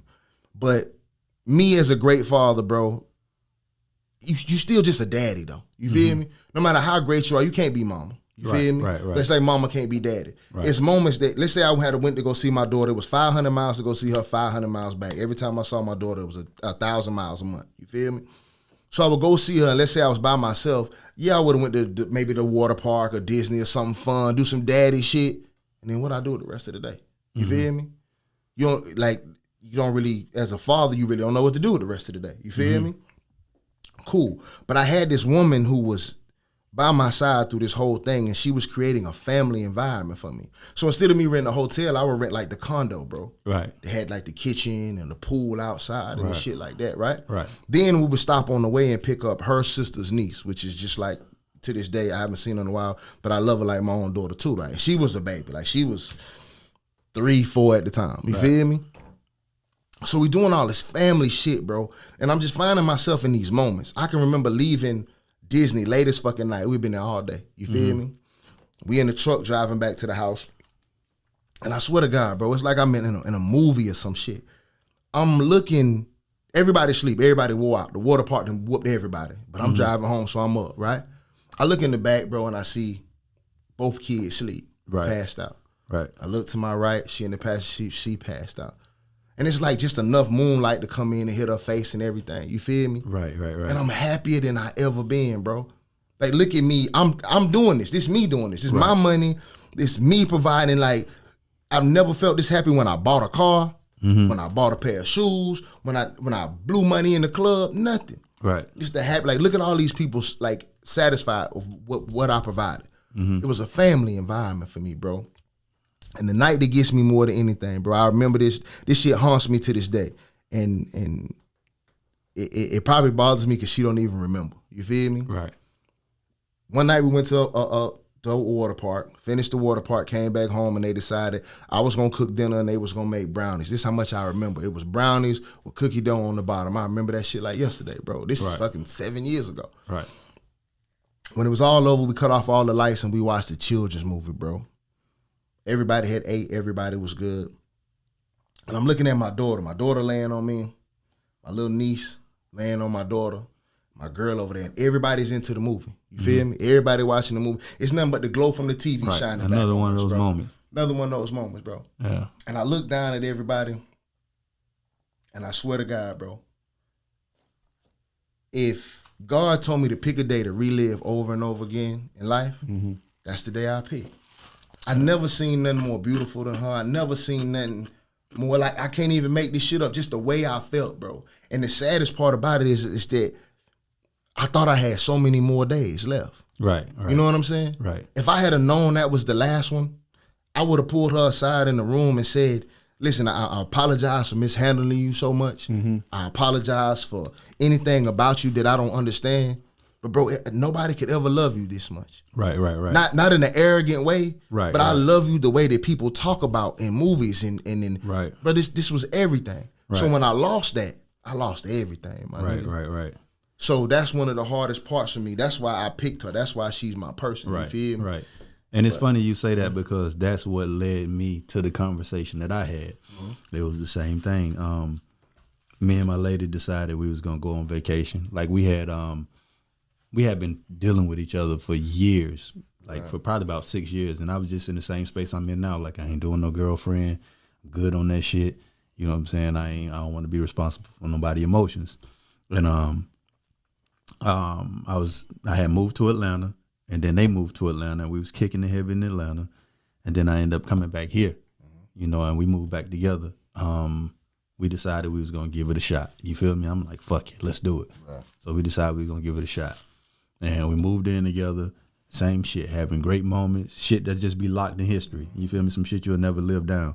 Right. And we go to New Orleans, and we hang out. Nothing is wrong. Like, this is the happiest she's ever been. This is the best I've been in a relationship. You feel what I'm saying? Because usually I'm just not really into it. I'm in it, but I'm not into it. This was like one of the first ones I've been like locked in on. And we go to New Orleans. We have a fucking amazing time. You feel me? And the weekend is over. I could tell she's so infatuated, so in love. And all I can think about in my head is just like, she don't even fucking know me.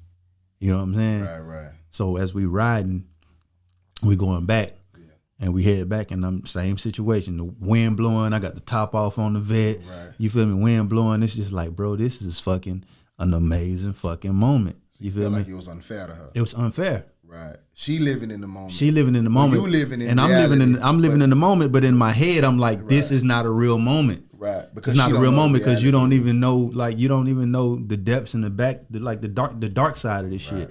You feel me? And it's just like, I'm just not, I was like, fuck, bro, I got to pull this curtain. You know what I'm saying? I got to pull this curtain. Don't tell me you did it that day, though. Bro, we riding.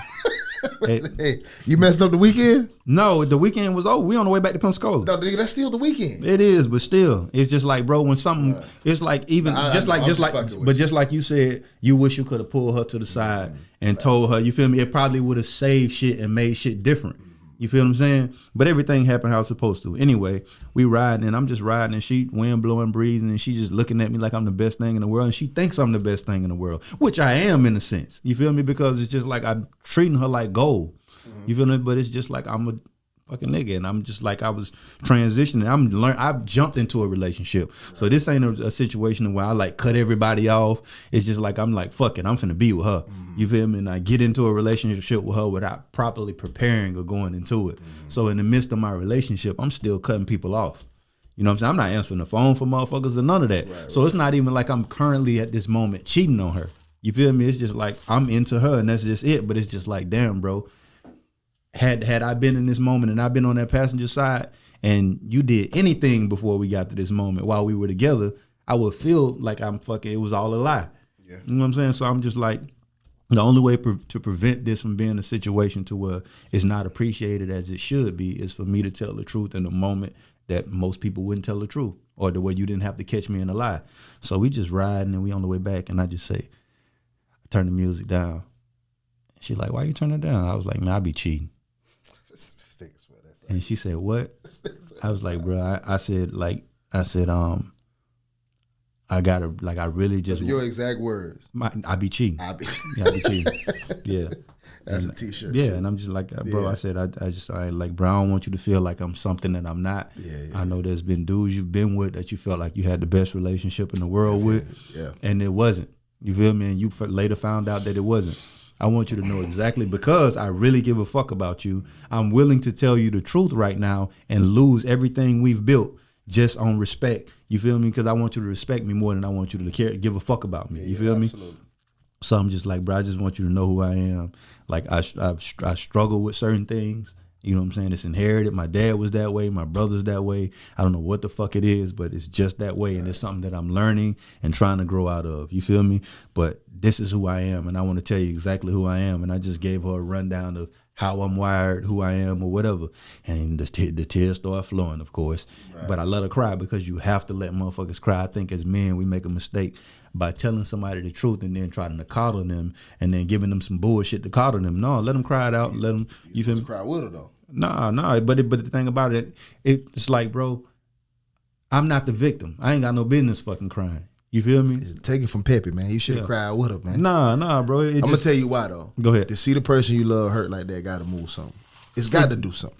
It did. Mm-hmm. Like, bro, I'm the type of person, I can hurt. I don't even cry at funerals, but that don't mean I don't feel nothing. That's just not my method of coping. Mm-hmm. You feel me? I'm not a crier. Right. You feel me? My method of showing you I give a fuck was that action.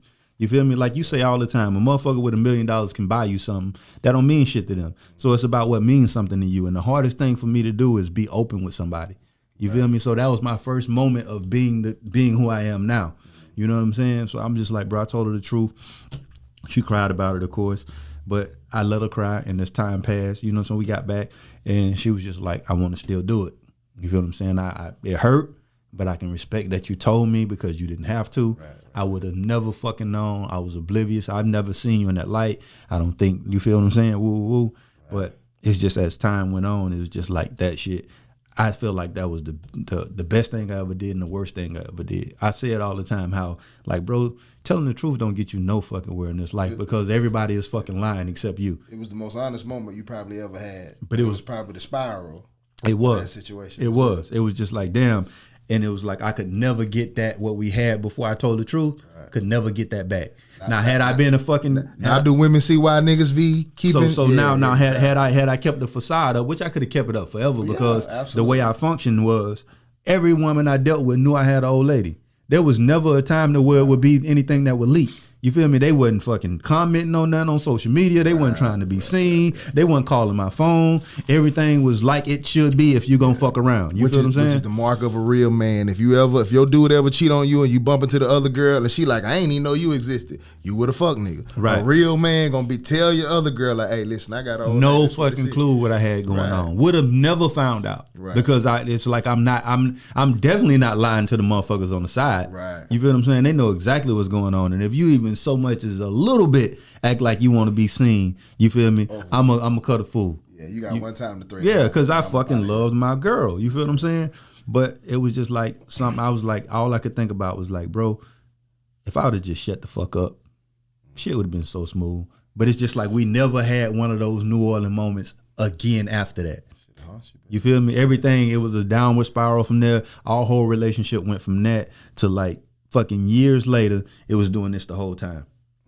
You feel me? And then it got to a point where I was just like, bro, you're trying to accept something you're not okay with. So I got to leave the situation because I give a fuck about you and because I love you. I'm watching you be torn apart. We talked about it earlier before we got on the air, how a woman takes on the personality of the man that she's dealing with. If you're dealing with a dirt bag, eventually you'll become a dirt bag. You feel what I'm saying? Especially if it's an influential man, because there's some influential dirt bags out there, just like there's some influential positive guys out there. And I'm just like, bro, like that shit was like one of the best and worst things I've ever did. So a question for you, because like I say, I know I need therapy for mine. How do you let go of? Because that's got to stick with you. There's no way you could talk about it like you said, right? Like you just did, and to say that it's, I don't know, what you consider that I'm over it. If you can still talk about something that passionately, are you over it? No, you never get over it. You just learn to cope with it, and you learn to deal with it, and you learn from it. Now it's just like, in any situation I deal with now, is like I vowed to like never relive that moment. So now that's I stay in the space that I'm in, being single, because it's just like, bro, I understand the expectations of women nowadays. Like, we can go into the primal nature of how men are supposed to be and how men ain't supposed to cheat, but we also used to shit in the woods. We don't do that no more either. You feel me? Times change and things change and expectations change. So women expect different from men. And until I'm able to fulfill that, I won't get into a relationship with a woman unless she compromises or unless she wants something different. If I had a woman that was like into the shit that I'm into, then we can run it. You feel me? But as long as I know you're a traditionalist and you think that way, I won't entertain a relationship with you because I know I can't do that. Right. So I'm going to only put myself in situations that I can flourish in. You feel what I'm saying? But yeah, I'm like, no, bro. It became a literally a sickness for me. And like I said, and this is just me taking accountability, trying to pull my life back together from that shit, because it got to the point where, and like I said, it's not her fault, bro. Yeah, she was my everything. I can't tell you what I meant to her. You know what I mean? Everybody's perspective is different, right? It got to the point where I would send this girl, bro, knowing I was blocked. You feel me? Right. Knowing I was blocked. I know I was blocked every day. I would send this girl, I love you text at least 2-3 times a week, knowing it was blocked. I never expected none of them to go through. I did that shit every week for like 3-4 years straight. Damn, that's cold. Knowing it was blocked. I never thought she was gonna get it. That's tough. It was just for me knowing it just felt good to say it to her. Knowing that she wasn't gonna never see it though. You feel me? Yeah. But here go the thing though, bro. Real shit. That's another reason why I got a special place in my heart for Jolene. I don't mind saying her name on camera because she don't mind me saying her name, right? Mm-hmm. Because it is unfair, bro. When you meet other women, bro, I know every woman want to be the holy grail for you. You feel me? They want to be the only one. They want to be, you feel me? I'm forced to move on because this person, they chose to go another route. You feel me? Mm-hmm. But the dopest thing about her, number one, is she gave me reason to live after that situation was over. I went through bad depression when that shit was over. You feel me? Mm-hmm. She was the first person, just not even on no relationship shit. Like, she started coming to my gym and working out in my group, and our vibe was just so dope. I found myself just like loving to get up every morning to see her at the gym, see her face every day. And it was cool to have some form of a bond with a woman again, because I didn't think I could. Because that kind of put you in that same space a little bit. Right. Gave you a taste of it. But then now, after we've dated years later, right, she said one of the dopest things. Like, me and her decided to, you know, take some time off because of just location and shit like that, right? And, you know, she know I talk to other women now. You feel me? But she's such a dope person, though. She ended up running off a girl that I was talking to. You feel me? Just because she pops up on my social media sometime, the other girl wasn't fucking with it. Like, nah, you still cool with your ex, I'm out, right? Right. So next time I talk to her, I tell her, I say, man, you running off people though, but we joke like that. You feel me? She said, man, listen, any bitch you talk to, they just gonna have to deal with me and T. The other girl name start with T, right? And I'm like, so you cool with the fact that she'll always have a special place in my heart. Like, she included this other woman with her. Like, I know I have a special place and this is where I belong in your heart. And it's cool that you love her. Man, that was one of the dopest shits I had ever heard. Like, and that gave me courage. Like, this is me saying, now I'm able to look back in that relationship and say, okay, what did I do wrong? Yeah, she did a whole bunch of shit wrong, bro. Like, she was the thorn in our relationship. You feel me? Right. But as a man, bro, you got to take some kind of accountability, bro. You weren't perfect in the situation, bro, and it was me holding on. Yeah, and I feel like I was the reason for a lot of my situations failing, and I know why I was short. The issue though is that when you know where you short and the other person won't take accountability for where they're short. Right. That's usually what my disconnect is when you won't own your bullshit and not own mine. Because I'm quick to say like, hey, bro, this is why I fuck up at. Me and you do it all the time. We have situations where we talking about the podcast, or I might say whatever the fuck, and we having a discussion because we go back and forth about shit all the time. And I say, you know what, bro, like, you right there. I'm wrong right here. You know what I'm saying? And when you can do that, you can keep shit going. That's why our relationship the way it is. It's not just in fucking romantic relationships. That's in relationships in general. You have to be able to admit where you wrong at, but it only works if the other person is willing to do the same. Right. If you don't have it both ways, you don't have a relationship. You have one person, it's what they call a symbiotic relationship to where we're both benefiting from each other. It's just like, nah, some motherfuckers just ride you and you're the problem all the time and you're the issue, you know, and that I can't deal with a situation like that. Yeah. And maybe that was somewhat how she viewed me, bro. Maybe it was hard for her to hear me say all the time that you was the problem. Even though to me it's like, bro, you the problem. Like, I don't have a problem. Right. I love you. I'm good. Like, bro, I can shake something off because I'm not going nowhere. In 7 years, I never once said I want to break up. Never once said I didn't want to be with you. You feel me? What's a pet peeve you got in a relationship, bro? A pet peeve? Yeah. Just something, like, it's maybe something petty or something, like, just get under your skin a little bit. Like, nothing crazy. I just hate when motherfuckers make something out of nothing. Yeah. Because my thing is, bro, the whole point of a relationship is peace and peace of mind. Like, I already got enough shit going on. You supposed to be my, like, I shouldn't have to go on vacation. You should be my vacation. Right. You should be the person I come, like, all the bullshit I'm going through, I come home, I see you, and I'm just like, bet. You feel me? And I know we're going to have fucking disagreements and shit, and we're going to go through shit, but the thing about it is, my question always to a woman when we get into it is like, if you my woman, we finna break up over this shit? No. Well, let's fucking fix it. Right. Let's get to the bottom of it and get it out the way so we can get back to our happy space. But some people just like to have problems. Somebody told me that women love to create problems because they're problem solvers. You feel what I'm saying? If there's no problem, they have nothing to do. So they have to create a problem to fix. You feel what I'm saying? And when I think back, when I think back, sometimes it makes fucking sense. Because I could be having a conversation with a motherfucker, and it just be like, hey, good morning, how you doing? I'm good, how are you? Boom, boom, boom. We just having a casual conversation, and it's just a random question about some shit that we don't even need to be talking about pop up.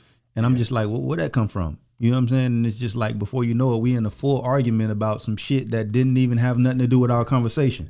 I don't think women fix problems. I think they low-key may like the energy of the effort you have to put in to solve a problem. Maybe that makes them feel love when you're putting in the effort to fix something, or, you know, show that you care about what they think about. But I have been with motherfuckers though, bro. If it wasn't a problem, it was a problem. Yeah, you feel me? And that shit is crazy because, and I'm not an arguer. I'm not somebody that's, I've never raised my voice in a relationship. Mm-hmm. I'm the okay, and you get mad because I'm like, okay, right. Okay, and you like it's sarcasm. I'm like, bro, I just don't want to fight. Nah, they like a little energy. You gotta put. I just don't want to fight, bro. I don't want to argue. Like, I ain't got time for none of that shit. Like, if I got to do this, if this is what I'm in this for, I don't want no part of it.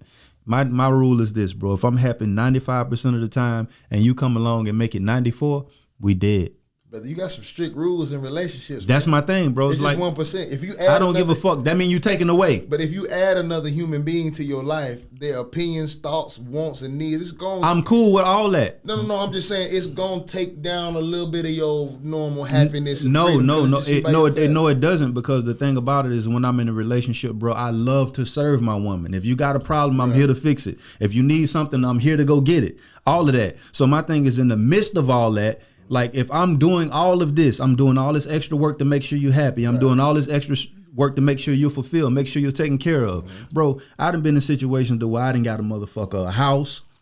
They ain't have no bills, a car. I'm emotionally supportive. You feel me? I'm all of this. Yeah. You feel what I'm saying? And it's like they still found something to complain about. Right. And I'm like, bro, look around. And I used to tell this person, I used to say, bro, one day we're going to be in a situation to where you wish we could get back to this point that you hate so much. No, absolutely. You feel what I'm saying? Yeah. And you're going to be begging for that. And it's going to be long gone because I don't have to do this. You feel me? So it's just like this shit is like volunteer work almost. I don't have to do this. Right. This is shit that I'm exerting energy to that I don't have to do. It's like when I go out to eat, I'm paying twice every time.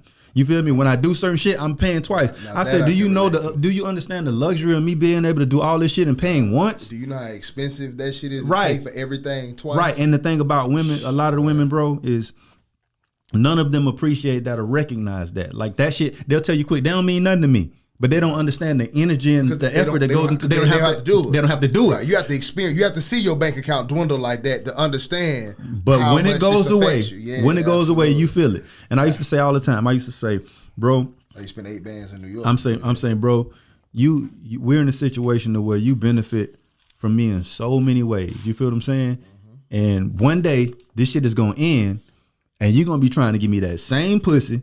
You feel me? With no benefits. And you're going to be looking around. You're going to be paying your own bills. You're going to be paying your own car notes. You're going to be buying your own food. And you still going to be trying to fuck me. And you still going to have to deal with all the shit that you're complaining about, but you have no benefits. Right. And lo and behold, it came around. You feel me? And that person came back to me and said, you said that I was going to regret and wish I could be. I just want to go back. I wish I could rewind and be in that situation that I was in, and I can't go back. And it's just like it's just like, bro, there's no way in the hell you will ever be in that space with that same woman you was in again. Right. You feel me? Because you know what it took to come out of that hole. But can you create a new one? See, you can create a new one. I believe I could have created something new with somebody. With that person, but it wasn't gonna be the same. Yeah, I mean, I probably fucked that up, but on some whole other shit. But that's another podcast. Yeah, it ain't gonna be the same, bro. Because it's sometimes, bro. Sometimes in a relationship, there's so much damage done that you have to move on and try with somebody else because It's like the past traumas are always resurfaced. You feel what I'm saying? It's just like if you let's say you had a bad habit that you used to repeat all the time and it just got on their fucking nerves. You know what I'm saying? And y'all reset and like we're gonna start over again. And you do that thing. It's like it's a trigger. All that shit, you feel me? All of it come back up. It come back up. That was one of my pet peeves though. Like I used to hate when like my girl's like, why you always bringing up the past? And I be like, bitch, the past ain't Monday. You just did that. Right. It just happened Monday. Right. And it's real similar to Monday. Right. And it's Thursday. Right. You know what I'm saying? Right. So that was a pet peeve. But I really think, man, for me, I could have fixed it. I didn't really care about that. It was just I always wanted her to take accountability, bro. Mm-hmm. I wanted her to look at me and just know what you did to me. Right. Just acknowledge that you fucked me up, though. That's all I wanted you to say. Mm-hmm. It's like, hey, I fucked you over, bro. That's it. You feel me? I told you about the time my girl had 30 bands in her bank account and she had me hot. I never told you that? No. Listen, tell me it's this petty, though.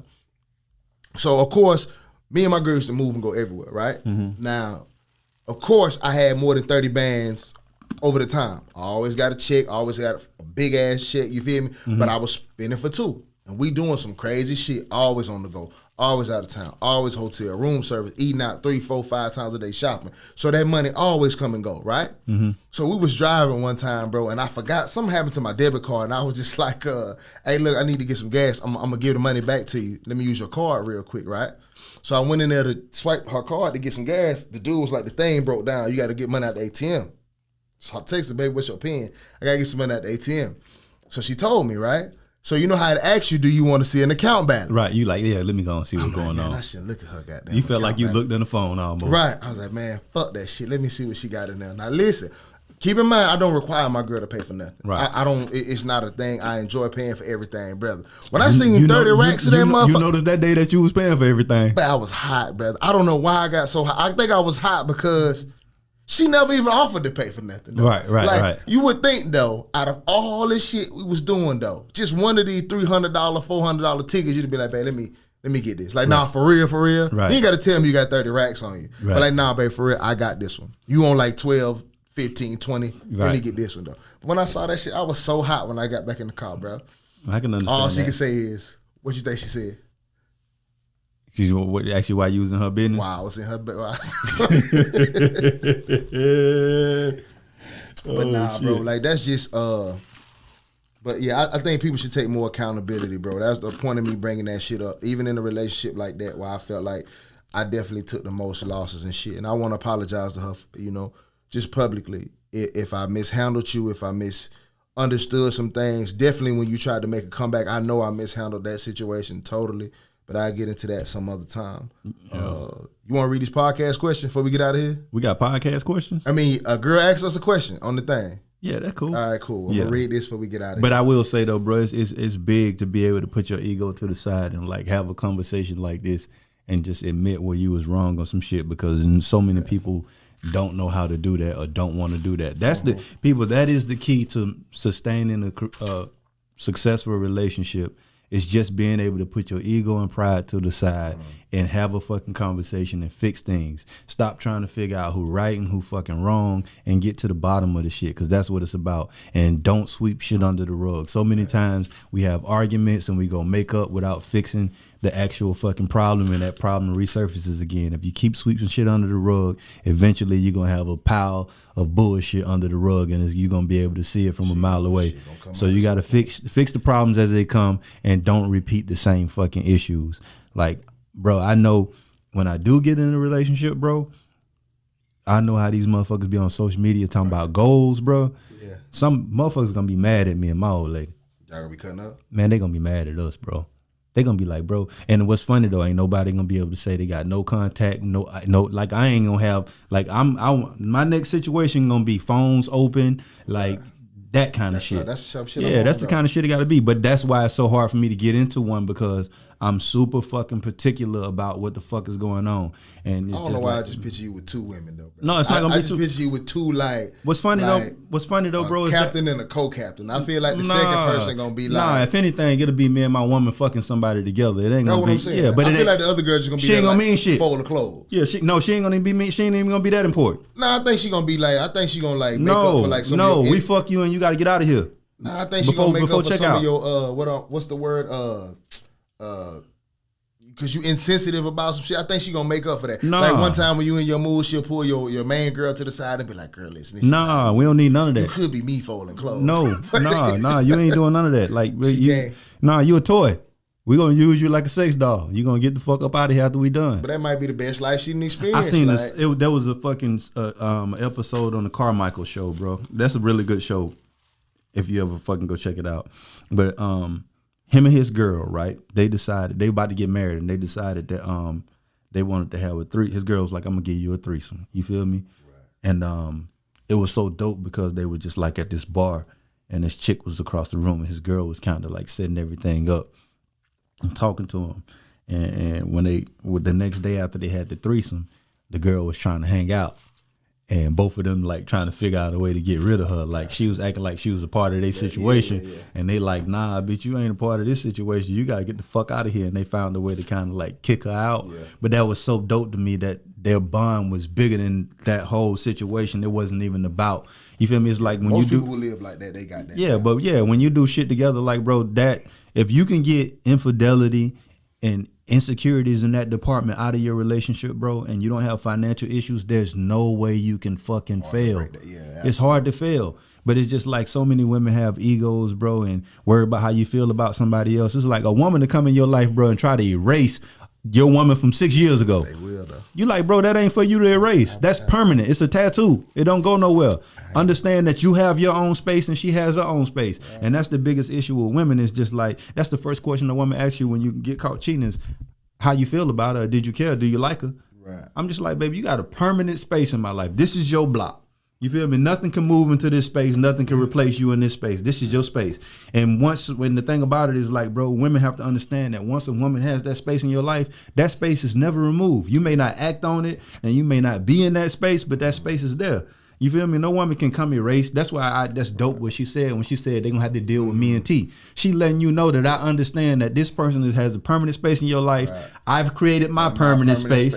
You feel me? Like, bro, I this whole thing about like you can't love more than one person at a time, bro. Like, come on, bro. Get the fuck out of here. Like, people have multiple kids, bro. And I understand that's not a romantic thing, but that's still proof that you can love two things differently and equally. You feel me? It's like it may be different types of love. Like I love my younger son a different way than I love my older son, but that doesn't mean more. They both have their own space in my life, and it works the same way in relationships. We all gonna have our own spaces for different people, and you got to respect that.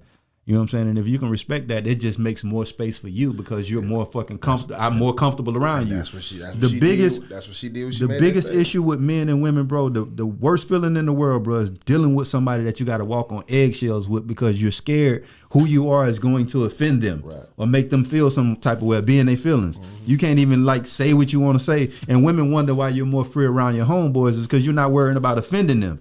It's like, but damn, if you can get in that space, like nobody can replace you at that. You just got to be somebody that's irreplaceable. And I think that's why I fit so well in other women's lives, bro, because I can't recall the time I ever asked a woman to change anything. I can't recall the time I've ever asked a woman to be different. You feel what I'm saying? I allow whoever I'm dealing with to be 100% them, and they fall in love with that because they can be comfortable around you. I've had women tell me their deepest fucking darkest secrets and not feel judged, and it's just like that creates a fucking permanent space for you in their life. But they don't understand that all you want is that in return.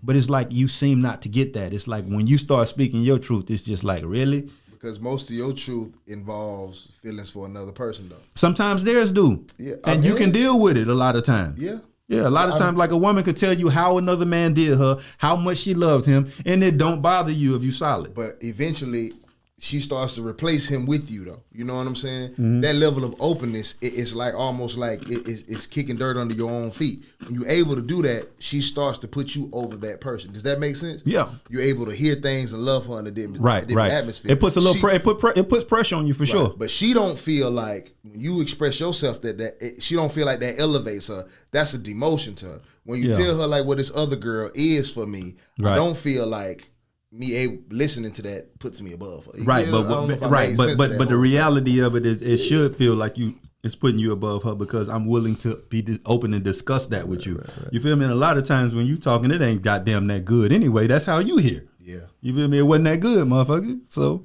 let me do this girl's question. I think her name is At least on here, it's A.A. Tate, Taite. All right, now excuse my public school reading, right?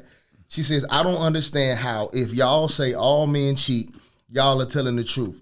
But if another man says that's not true, they're lying. Why should we believe you over them? Especially after one of y'all said, I did not cheat for 10 years, so obviously it's possible. Right. And what y'all need to understand in podcast world is when we say all men cheat, we don't mean every day and all the time. We mean eventually. You feel me? Whether it be like I had a question I asked the old girl last time we in one episode where I said, if your man has been with you 15 years and he cheated twice, is that a good man? Right. You feel what I'm saying? Twice in 15 years is Fucking outstanding, man. that's a fucking outstanding man. Right. But still, she paused and took a long, deep breath before she answered. You feel me? And let me know that y'all have unrealistic expectations for us. Right. But when we say all men cheat, we don't necessarily mean all men act on it. We mean all men have a cheating brain. All men think about it. All men desire to. I think women think that there's a such thing as a man only having eyes for you and only having a thing for you, and that is not real. I will die on the cross saying that is not real. There's no such thing as a man that only desires you. There's a man out there that won't fuck anybody else or spend time with anybody else or text or talk to anybody else, but that is for a limited time only. I don't know how long, but at some point he gonna slip because even though that's you what was we close to. You almost had one. You just ain't give a fuck about none of that. Yeah, but, so and you should believe us over them because we have nothing to gain from you. And most of the men that have told you that men don't cheat, we're trying to fuck you. We're not trying to fuck you. Right. But the thing is, and you said it absolutely how I feel. We have to start breaking up the term faithful in cheating, right? Right. Cheating is a physical act, okay? Faith is a mindset. Right. Faith is the belief in things unseen, right? Faithful is, nigga, you full of faith. That's right, faith, right. So cool. Here's the thing. You shouldn't have no fucking faith in us. You understand what I'm saying? Faithful is not a thing.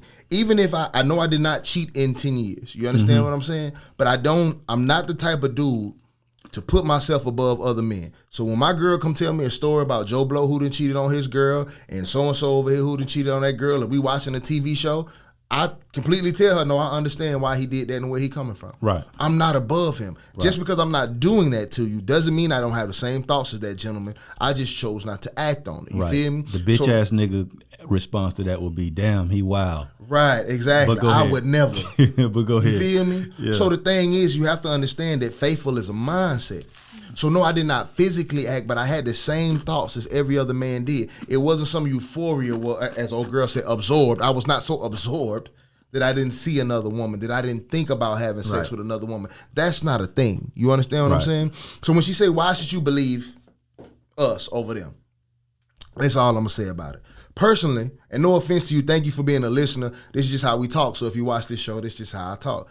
I really don't give a fuck if you believe me or not. You feel me? Right. The thing is, I don't expect women who've already signed up for this contract with their man to hear this podcast and go renegotiate. Right. I don't expect that to happen, right? My only hope is if a woman can hear this and take this information in, if she's single and she go meets a new man, you understand? That she can go into it with realistic expectations. And maybe we could start something new as a generation where we go into relationships with realistic expectations, right? And negotiate that. Okay, listen, bro, don't lie to me. Don't even feed me that bullshit. Right. Don't even tell me how different you are. That's over with. Let's be done with that. Cool. Listen, brother, these are the things that I require as a woman, right? No STDs better not come back here. And I better not feel you cheating. If you got to take a time away from us and our kids, no bitch better not ever come back to this house. Don't ever embarrass me. It better not be nobody in my circle. If it's something like that. And all of those demands are fair.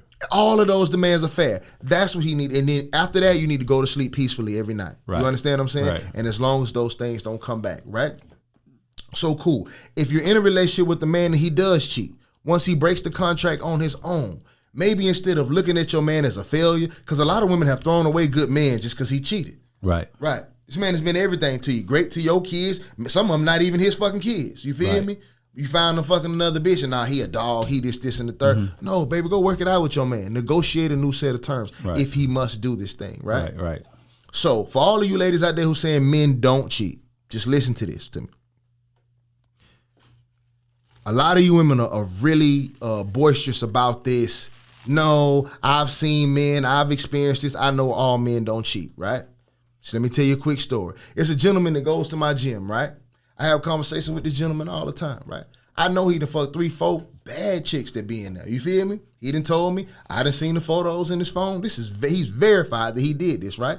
Cool cat. One day I was going to this couples gathering, right? My girl was setting this up. My girl at the time, she was like, let's go to this couples thing, right? I didn't know who was going to be there. I'm like, all right, cool. So I get together, I go there, I see her homegirls there, and I see old boy in there, right? And I'm like, oh shit, what's up, dog? You from the, cool. Introduced me to his old lady. That's cool, me and I'm not snitching on big homie, you know what I'm saying? Nice to meet you, you know what I'm saying? Blah, blah, blah. Yeah, you got a cool ass old man, blah, whatever. So we start playing the games, taking shots, cool. After that, somebody want to bring up relationships and somebody who done cheated. You know me, I can't sit quiet. Right. I'm going to have these conversations in any environment. So here am I with my podcast brain, and I'm going to go ahead and give you, hey, baby, listen. Right. All men do this, all men do that, right? Right. So he had one of these, though. His girl was one of these. Right. Oh, so you just saying all men? That's just you and your kind and how you think. I can recognize that from a mile away. My man will never do nothing like that if he even thought about none of that. And I'm sitting. He busting sweat. Listen, he looking at me like, dog, please, bro. Just be quiet. Man, Kill it for me. Kill it for me. Listen, and I ain't gonna, of course I'm not gonna rat him out, right? And I'm just like, all right, baby, I'm gonna let you have it. You feel me? And she aggressively coming at me, right? Right. And she got the worst nigga in the room. So take that into consideration when you saying this about men and what you think you know. You have no fucking clue. Like you said, we have nothing to gain from you. We're not telling you this to ruin your aspects or ruin your relationships. It's just hopefully to give a few women realistic expectations about what men are. That's the only thing. You can take it for what it's worth, believe it or not believe it, but the truth is you going to get what you going to get. So that's why it don't matter to me if you believe me or not, baby. You gonna get. You'll figure out eventually. Right. Yeah, it's gonna come out. You'll come tell me I was right eventually. Right. Now, I'm just gonna say this, man, to the women of the world. If cheating is a deal breaker, you'll probably never make a deal. Never.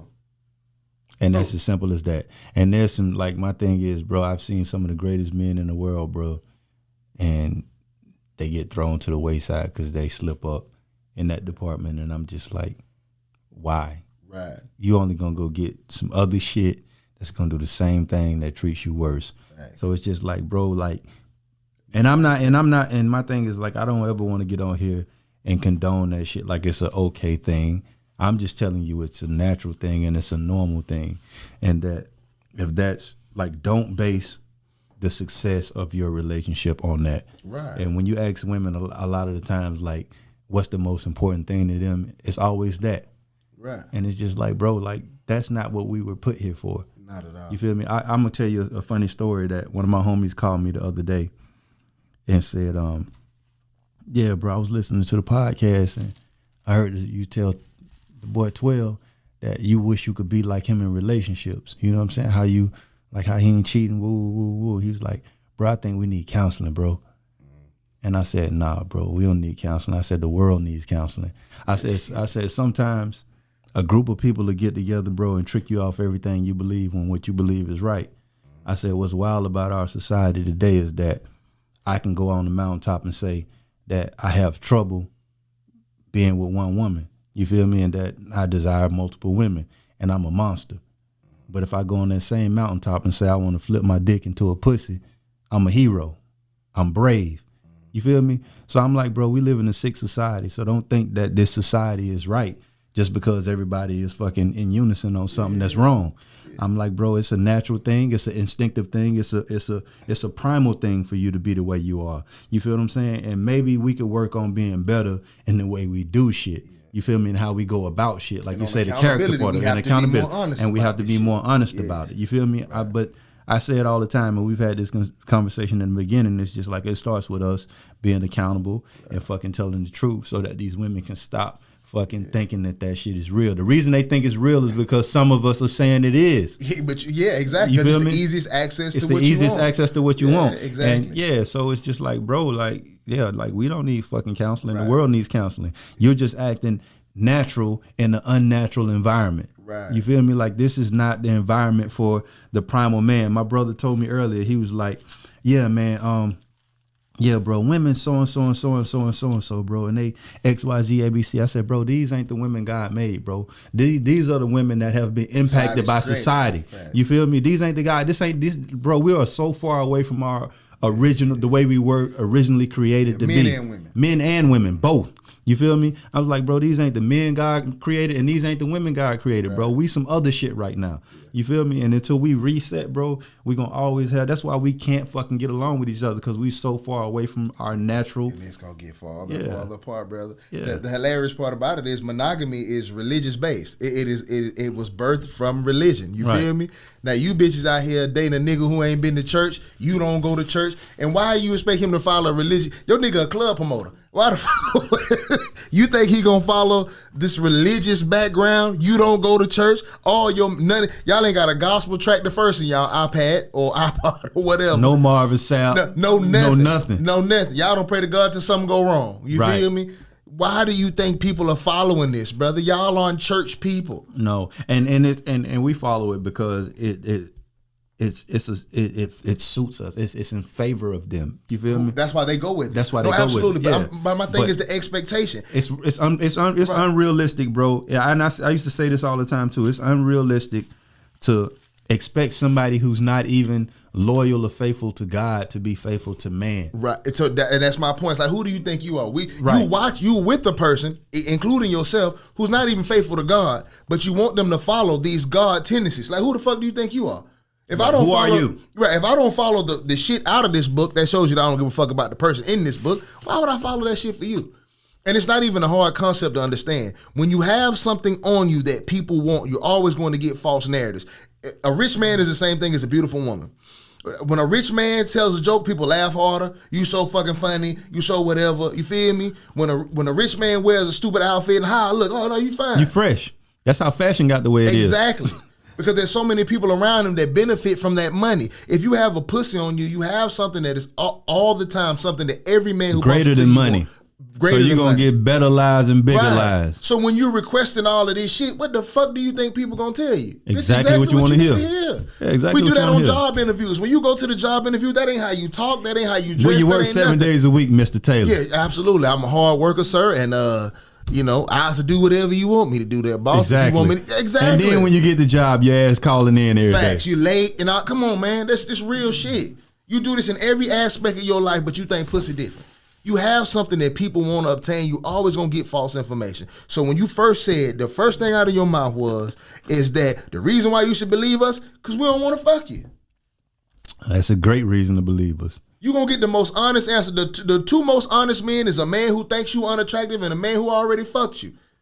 Exactly. You gonna get the real after that. Yeah. If I think you ugly, bitch, what you want to know? I'll tell you anything under the sun. Everything. Right, because I don't want nothing from you. Nothing. And after I fuck you, low key, if we ain't in a relationship, bitch, what you want to know? Right. You can't erase what I just did. What you want to know? What's happening? You feel me?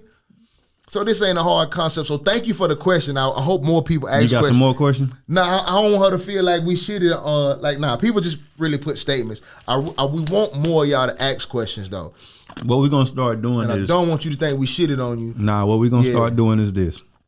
When we film the show, I'm going to go live on our YouTube channel. This will encourage more people to subscribe and follow us too. Right. You feel me? And we're going to allow people to ask questions during the show. Right. You feel me? We may not answer them as they're asking them, but we'll go to the site. We'll go scroll on the laptop and start answering questions just to keep the You think we do show. A FaceTime on people? Like if we shoot an episode and somebody got a question and we fuck with their question. We can do it. You think we can FaceTime, put them on the screen, we can do and have them ask the question? Yeah, that's the shit I was telling you I got the app for now. Yeah, that'd be so we're going to start utilizing the screen more. That's what it's up here for. We ain't got this bitch up here just for nothing. Right. But we'll start involving y'all. But the thing about it is this. We want y'all motherfuckers because we gonna have a little pay link down there. Y'all gonna send us $1 or $2. You feel me? If you don't send us no few dollars, we gonna scroll past your motherfucking question like you ain't ask it.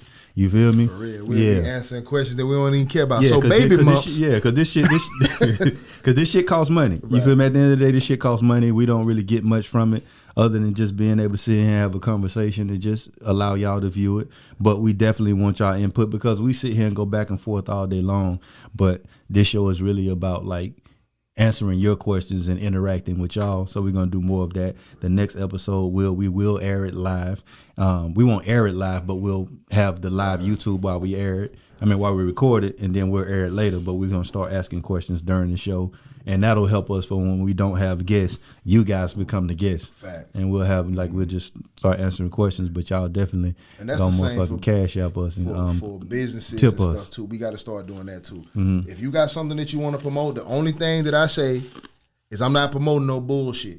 Right. If it's a scam, if you want to promote your chicken and I try your chicken and that shit ain't nothing, I don't want your money. I'm not promoting no sad ass chicken. But if you got something that's dope, I don't give a fuck what it is. If it's a hair product, if it's whatever, and it's some dope shit and we can vouch for it, absolutely. We are gonna start selling advertising spaces as well. Right.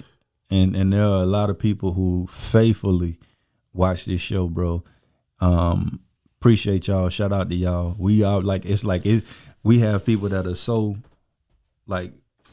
dedicated to this shit and come every show. Like, I know who they are. When we log on and go live, them same people show up every time. Shout out to y'all. We want to definitely give y'all the opportunity to have some input and be a part of the show, because we definitely appreciate y'all. But this shit is going to pop. It's not a matter of if, it's when, and when it do.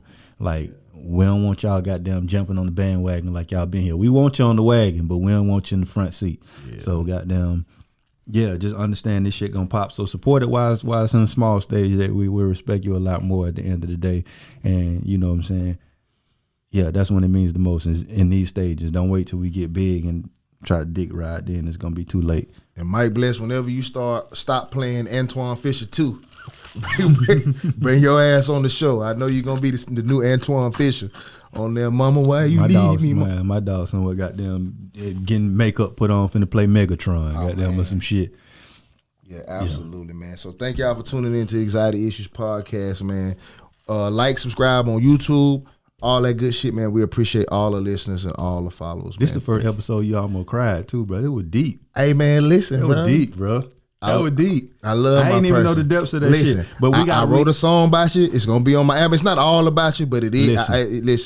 Listen. Like, we joke and play a lot, but in the middle of doing this episode, I realized how much more we need of that. Sometimes we get off track. I be in this bitch smoking weed and drinking, and all I be wanting to do is laugh at you and your fucking moments or your rants or whatever the fuck you do. But this shit, like, we got some good shit to say sometimes, bro. So, like, we definitely got to focus on being serious a little bit more. Like, this shit still got to be light, but at the same time, that was a dope moment, and I'm pretty sure a lot of people gonna take a lot from that. And like, she know what's up, bro. I'm gonna love you in this life and the next one. I don't know what's after life or where you go when you die, but wherever I'm at, hey, man, whatever is inside that pussy, don't nobody ever put it on me. It ain't even in that pussy, man. Like I said, it was the least sex ever, though. I love that person to death, bro. If it ain't in the pussy, if it's in your eyes, don't look at me. Don't look my way. I do not want the sun and the goddamn moon to be hitting you while we driving and my heart fluttering and shit. That got to be a good feeling. But that girl somewhere on the beach with her Indian boyfriend, she don't care nothing about me. Listen, bro, I tell women all the time, bro, like, y'all think y'all want a faithful man? This is what you get. Listen, faithful men are fucking Listen, faithful men are fucking psychos. That's why God knew not get to let y'all a calm, cool, collected man that gets some more pussy every now and again. You feel me? And you're going to be better off, because if you get a faithful man and you decide you don't want that faithful man no more, there is no cutting ties. He going to kill you and everything you love. Love you forever. He going to love you forever. If I die before you die, I'm moving in. My ghost and my spirit going to be right in the house with you and your husband. I say it all the time. People always joke, pushing that nigga down the stairs. People always asking for shit they don't want until they get it. And when they get it, they don't want it no more. Most of the men that I've seen love the shit out of a woman like you love the shit out of a woman, end up getting shit on it. They get bored. They get bored with you, bro, because, and I would just, in that same conversation I was telling my homie when we talked about therapy and shit, I was just like, bro, when a man acts in that fashion, bro, women get bored because that's not a natural thing for a man to be in that space. But let me tell you what it was, and I know we supposed to be closing, but to quickly just address what it was, bro. Women are so taught so soon to ask for that level of commitment, right? Knowing goddamn well you ain't ready for it. You got to grow up and be grown for that. If I had met her at this age and this stage, it'd be beautiful. perfect It'd forever. be beautiful. Right. But you coming into a situation as a 23-year-old woman, 24-year-old woman, whatever it was at the time, right? And you asking for this level of love and you meet a nigga who willing to give it to you, right? It's so much other shit coming to your mind. Number one, this might not be the package I thought it was coming in. You feel me? Right. So now I got the love of my life and it's actually going good. I love this nigga too, but it's not the package I want to change so much about him. Right. Like I said, she was boo. She didn't want me to be like this thug and all this other shit, right? And then you have a level of commitment. No, now, bitch, you got to deal with my thoughts, my wants with sacrificing. I sacrifice for you. Some of your dreams you got to give up. It is what it is. You feel me? And vice versa.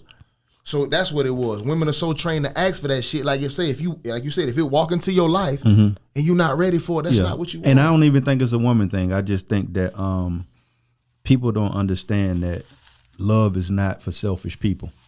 Love is for selfless people. And if you're a selfish person, there is no way you could ever be in love. And most of us are selfish when we are young. You become less selfish as you get older because that's why your mom is a better parent to your daughter than she was to you. So because basically saying she doing all this shit for this new nigga that she should have did for me. Absolutely, because she's grown to a place to where she could probably appreciate that. It's just like, bro, we train early to try to be grown. Like when you look at little girls, what they get them for Christmas? Let's go baby, close. I'm finna go knock on their door. they get them baby dolls and shit. You feel me? And it's just like everybody, little girls are like trying to be parents already. Like, bro, like live your life. Live your life. Get all that wild shit out your system so that when you do sit down, you can appreciate sitting down and you ain't got nothing to look back on. We be fucking trying to live and be in relationships and we ain't even lived yet. We ain't even did shit. Listen, you bringing up shit, man. This is trauma for me, bro. You bringing up shit that's keeping me on this microphone, bro. Because I'm traumatized now. This motherfucker in the house being compassionate, listening, and this is what bothers me. All the things you want. But listen, though, this is what's crazy, and I swear I'm gone. This is it. I'm done with it, bro. Listen, though. This is what pisses me off about shit like that. Because you will swear you got love right now, right? The only thing is, I just ask you this, though. If you put him through all the shit you put me through, it wouldn't be the same. Do you think he'll still love you? And that's the shit that bothers me, bro. No. If you with this person now, that's the shit. But you'll go to sleep every night feeling loved. Right. No. You go to sleep every night feeling comfortable. Answer this question though, right? Because we talk about accountability, right? So if you, let's say you were to go back and rewind and you were aware and noticed that, all right, cool, this is not a good time to try to be all in with this woman. Let's just both be toxic or both be young and free and go through the motions. And because the thing about it, when you're that dedicated to somebody, you can't take hurt. You can't take heartbreak. You can't take letdown. Right. You'll become disgusted. You feel me? But if both of y'all are in a space where you're both growing and you're both living and you making mistakes, both are making mistakes and you're not so dedicated, it's easier to stay together. Right. You know what I'm saying? The hardest thing for a faithful man to do is accept that somebody fucked off on him. Right, you know what I'm saying? You can never live that down. Yeah. When you're having sex with her, you're going to think about that. When you're in any romantic moment, you're going to think about that because that's the way you're wired. But I'm just saying, yeah. But even if they don't even give you what you deserve in return, it's the same effect. It doesn't necessarily have to be sex. It could just be somebody not appreciating all the work you putting in. I would just let her go and live so it wouldn't be so much discussion between us. Right. I'd have let you go do your thing and let life prove you right. I knew I was right the whole time. Right. I would just let you go do it your way and let life prove you right. wrong. And after life proves you wrong, now we can circle back and say, now let's give this shit a real shot. Right. So now there's no real trauma there. There's just like regular young people shit that we go through. I wasn't mature enough to let her go fuck somebody. So that's what I'm saying. It's just like that's accountability. You feel what I'm saying? So it's just like we have to understand, bro, that like everything ain't meant to be love right when you want to love it. You feel what I'm saying? And that's just the way shit is. I think I have a good radar from understanding like when something needs to be. Because sometimes a motherfucker will be trying to beg and plead with you that they ready for something, but you see that they not. And it's on you to fucking analyze that and say, you know what? I can't give them that right now. It was a mean setup though. You know, you meet them, don't hurt me, be good to me. Like, all right, bitch, I'm gonna do all them things. And then now all of a sudden. Yeah, that's how it work. That's how it work. Man, we went deep, man. My dog, you know what I'm saying, talked about the moonlight glistening on people while they was asleep, you know. But that was deep though, bro. Like I can identify with that. And I think a lot of men can in different ways. But there's nothing like that feeling, especially when kids are involved. And you have that family dynamic, because I think every black man, every man dreams of that fucking Cosby Show, thing. You feel me? But dreaming of it and actually bringing that shit into fruition are two different things. It's a lot harder to bring it to life than it is to see it. But we all dream it. Just like we all want $1 million, but we don't understand the work that goes into getting $1 million. Right. You know what I'm saying? But yeah, that shit is dope, bro, and we should all strive for that. That is like the ultimate level, and that's the way we should be with each other. But give it time. This is the Anxiety Issues Podcast. I am Boneface. This is my brother Adam 12 Taylor. Your boy on the ones and twos. Cavoisier in the cup, and we are out.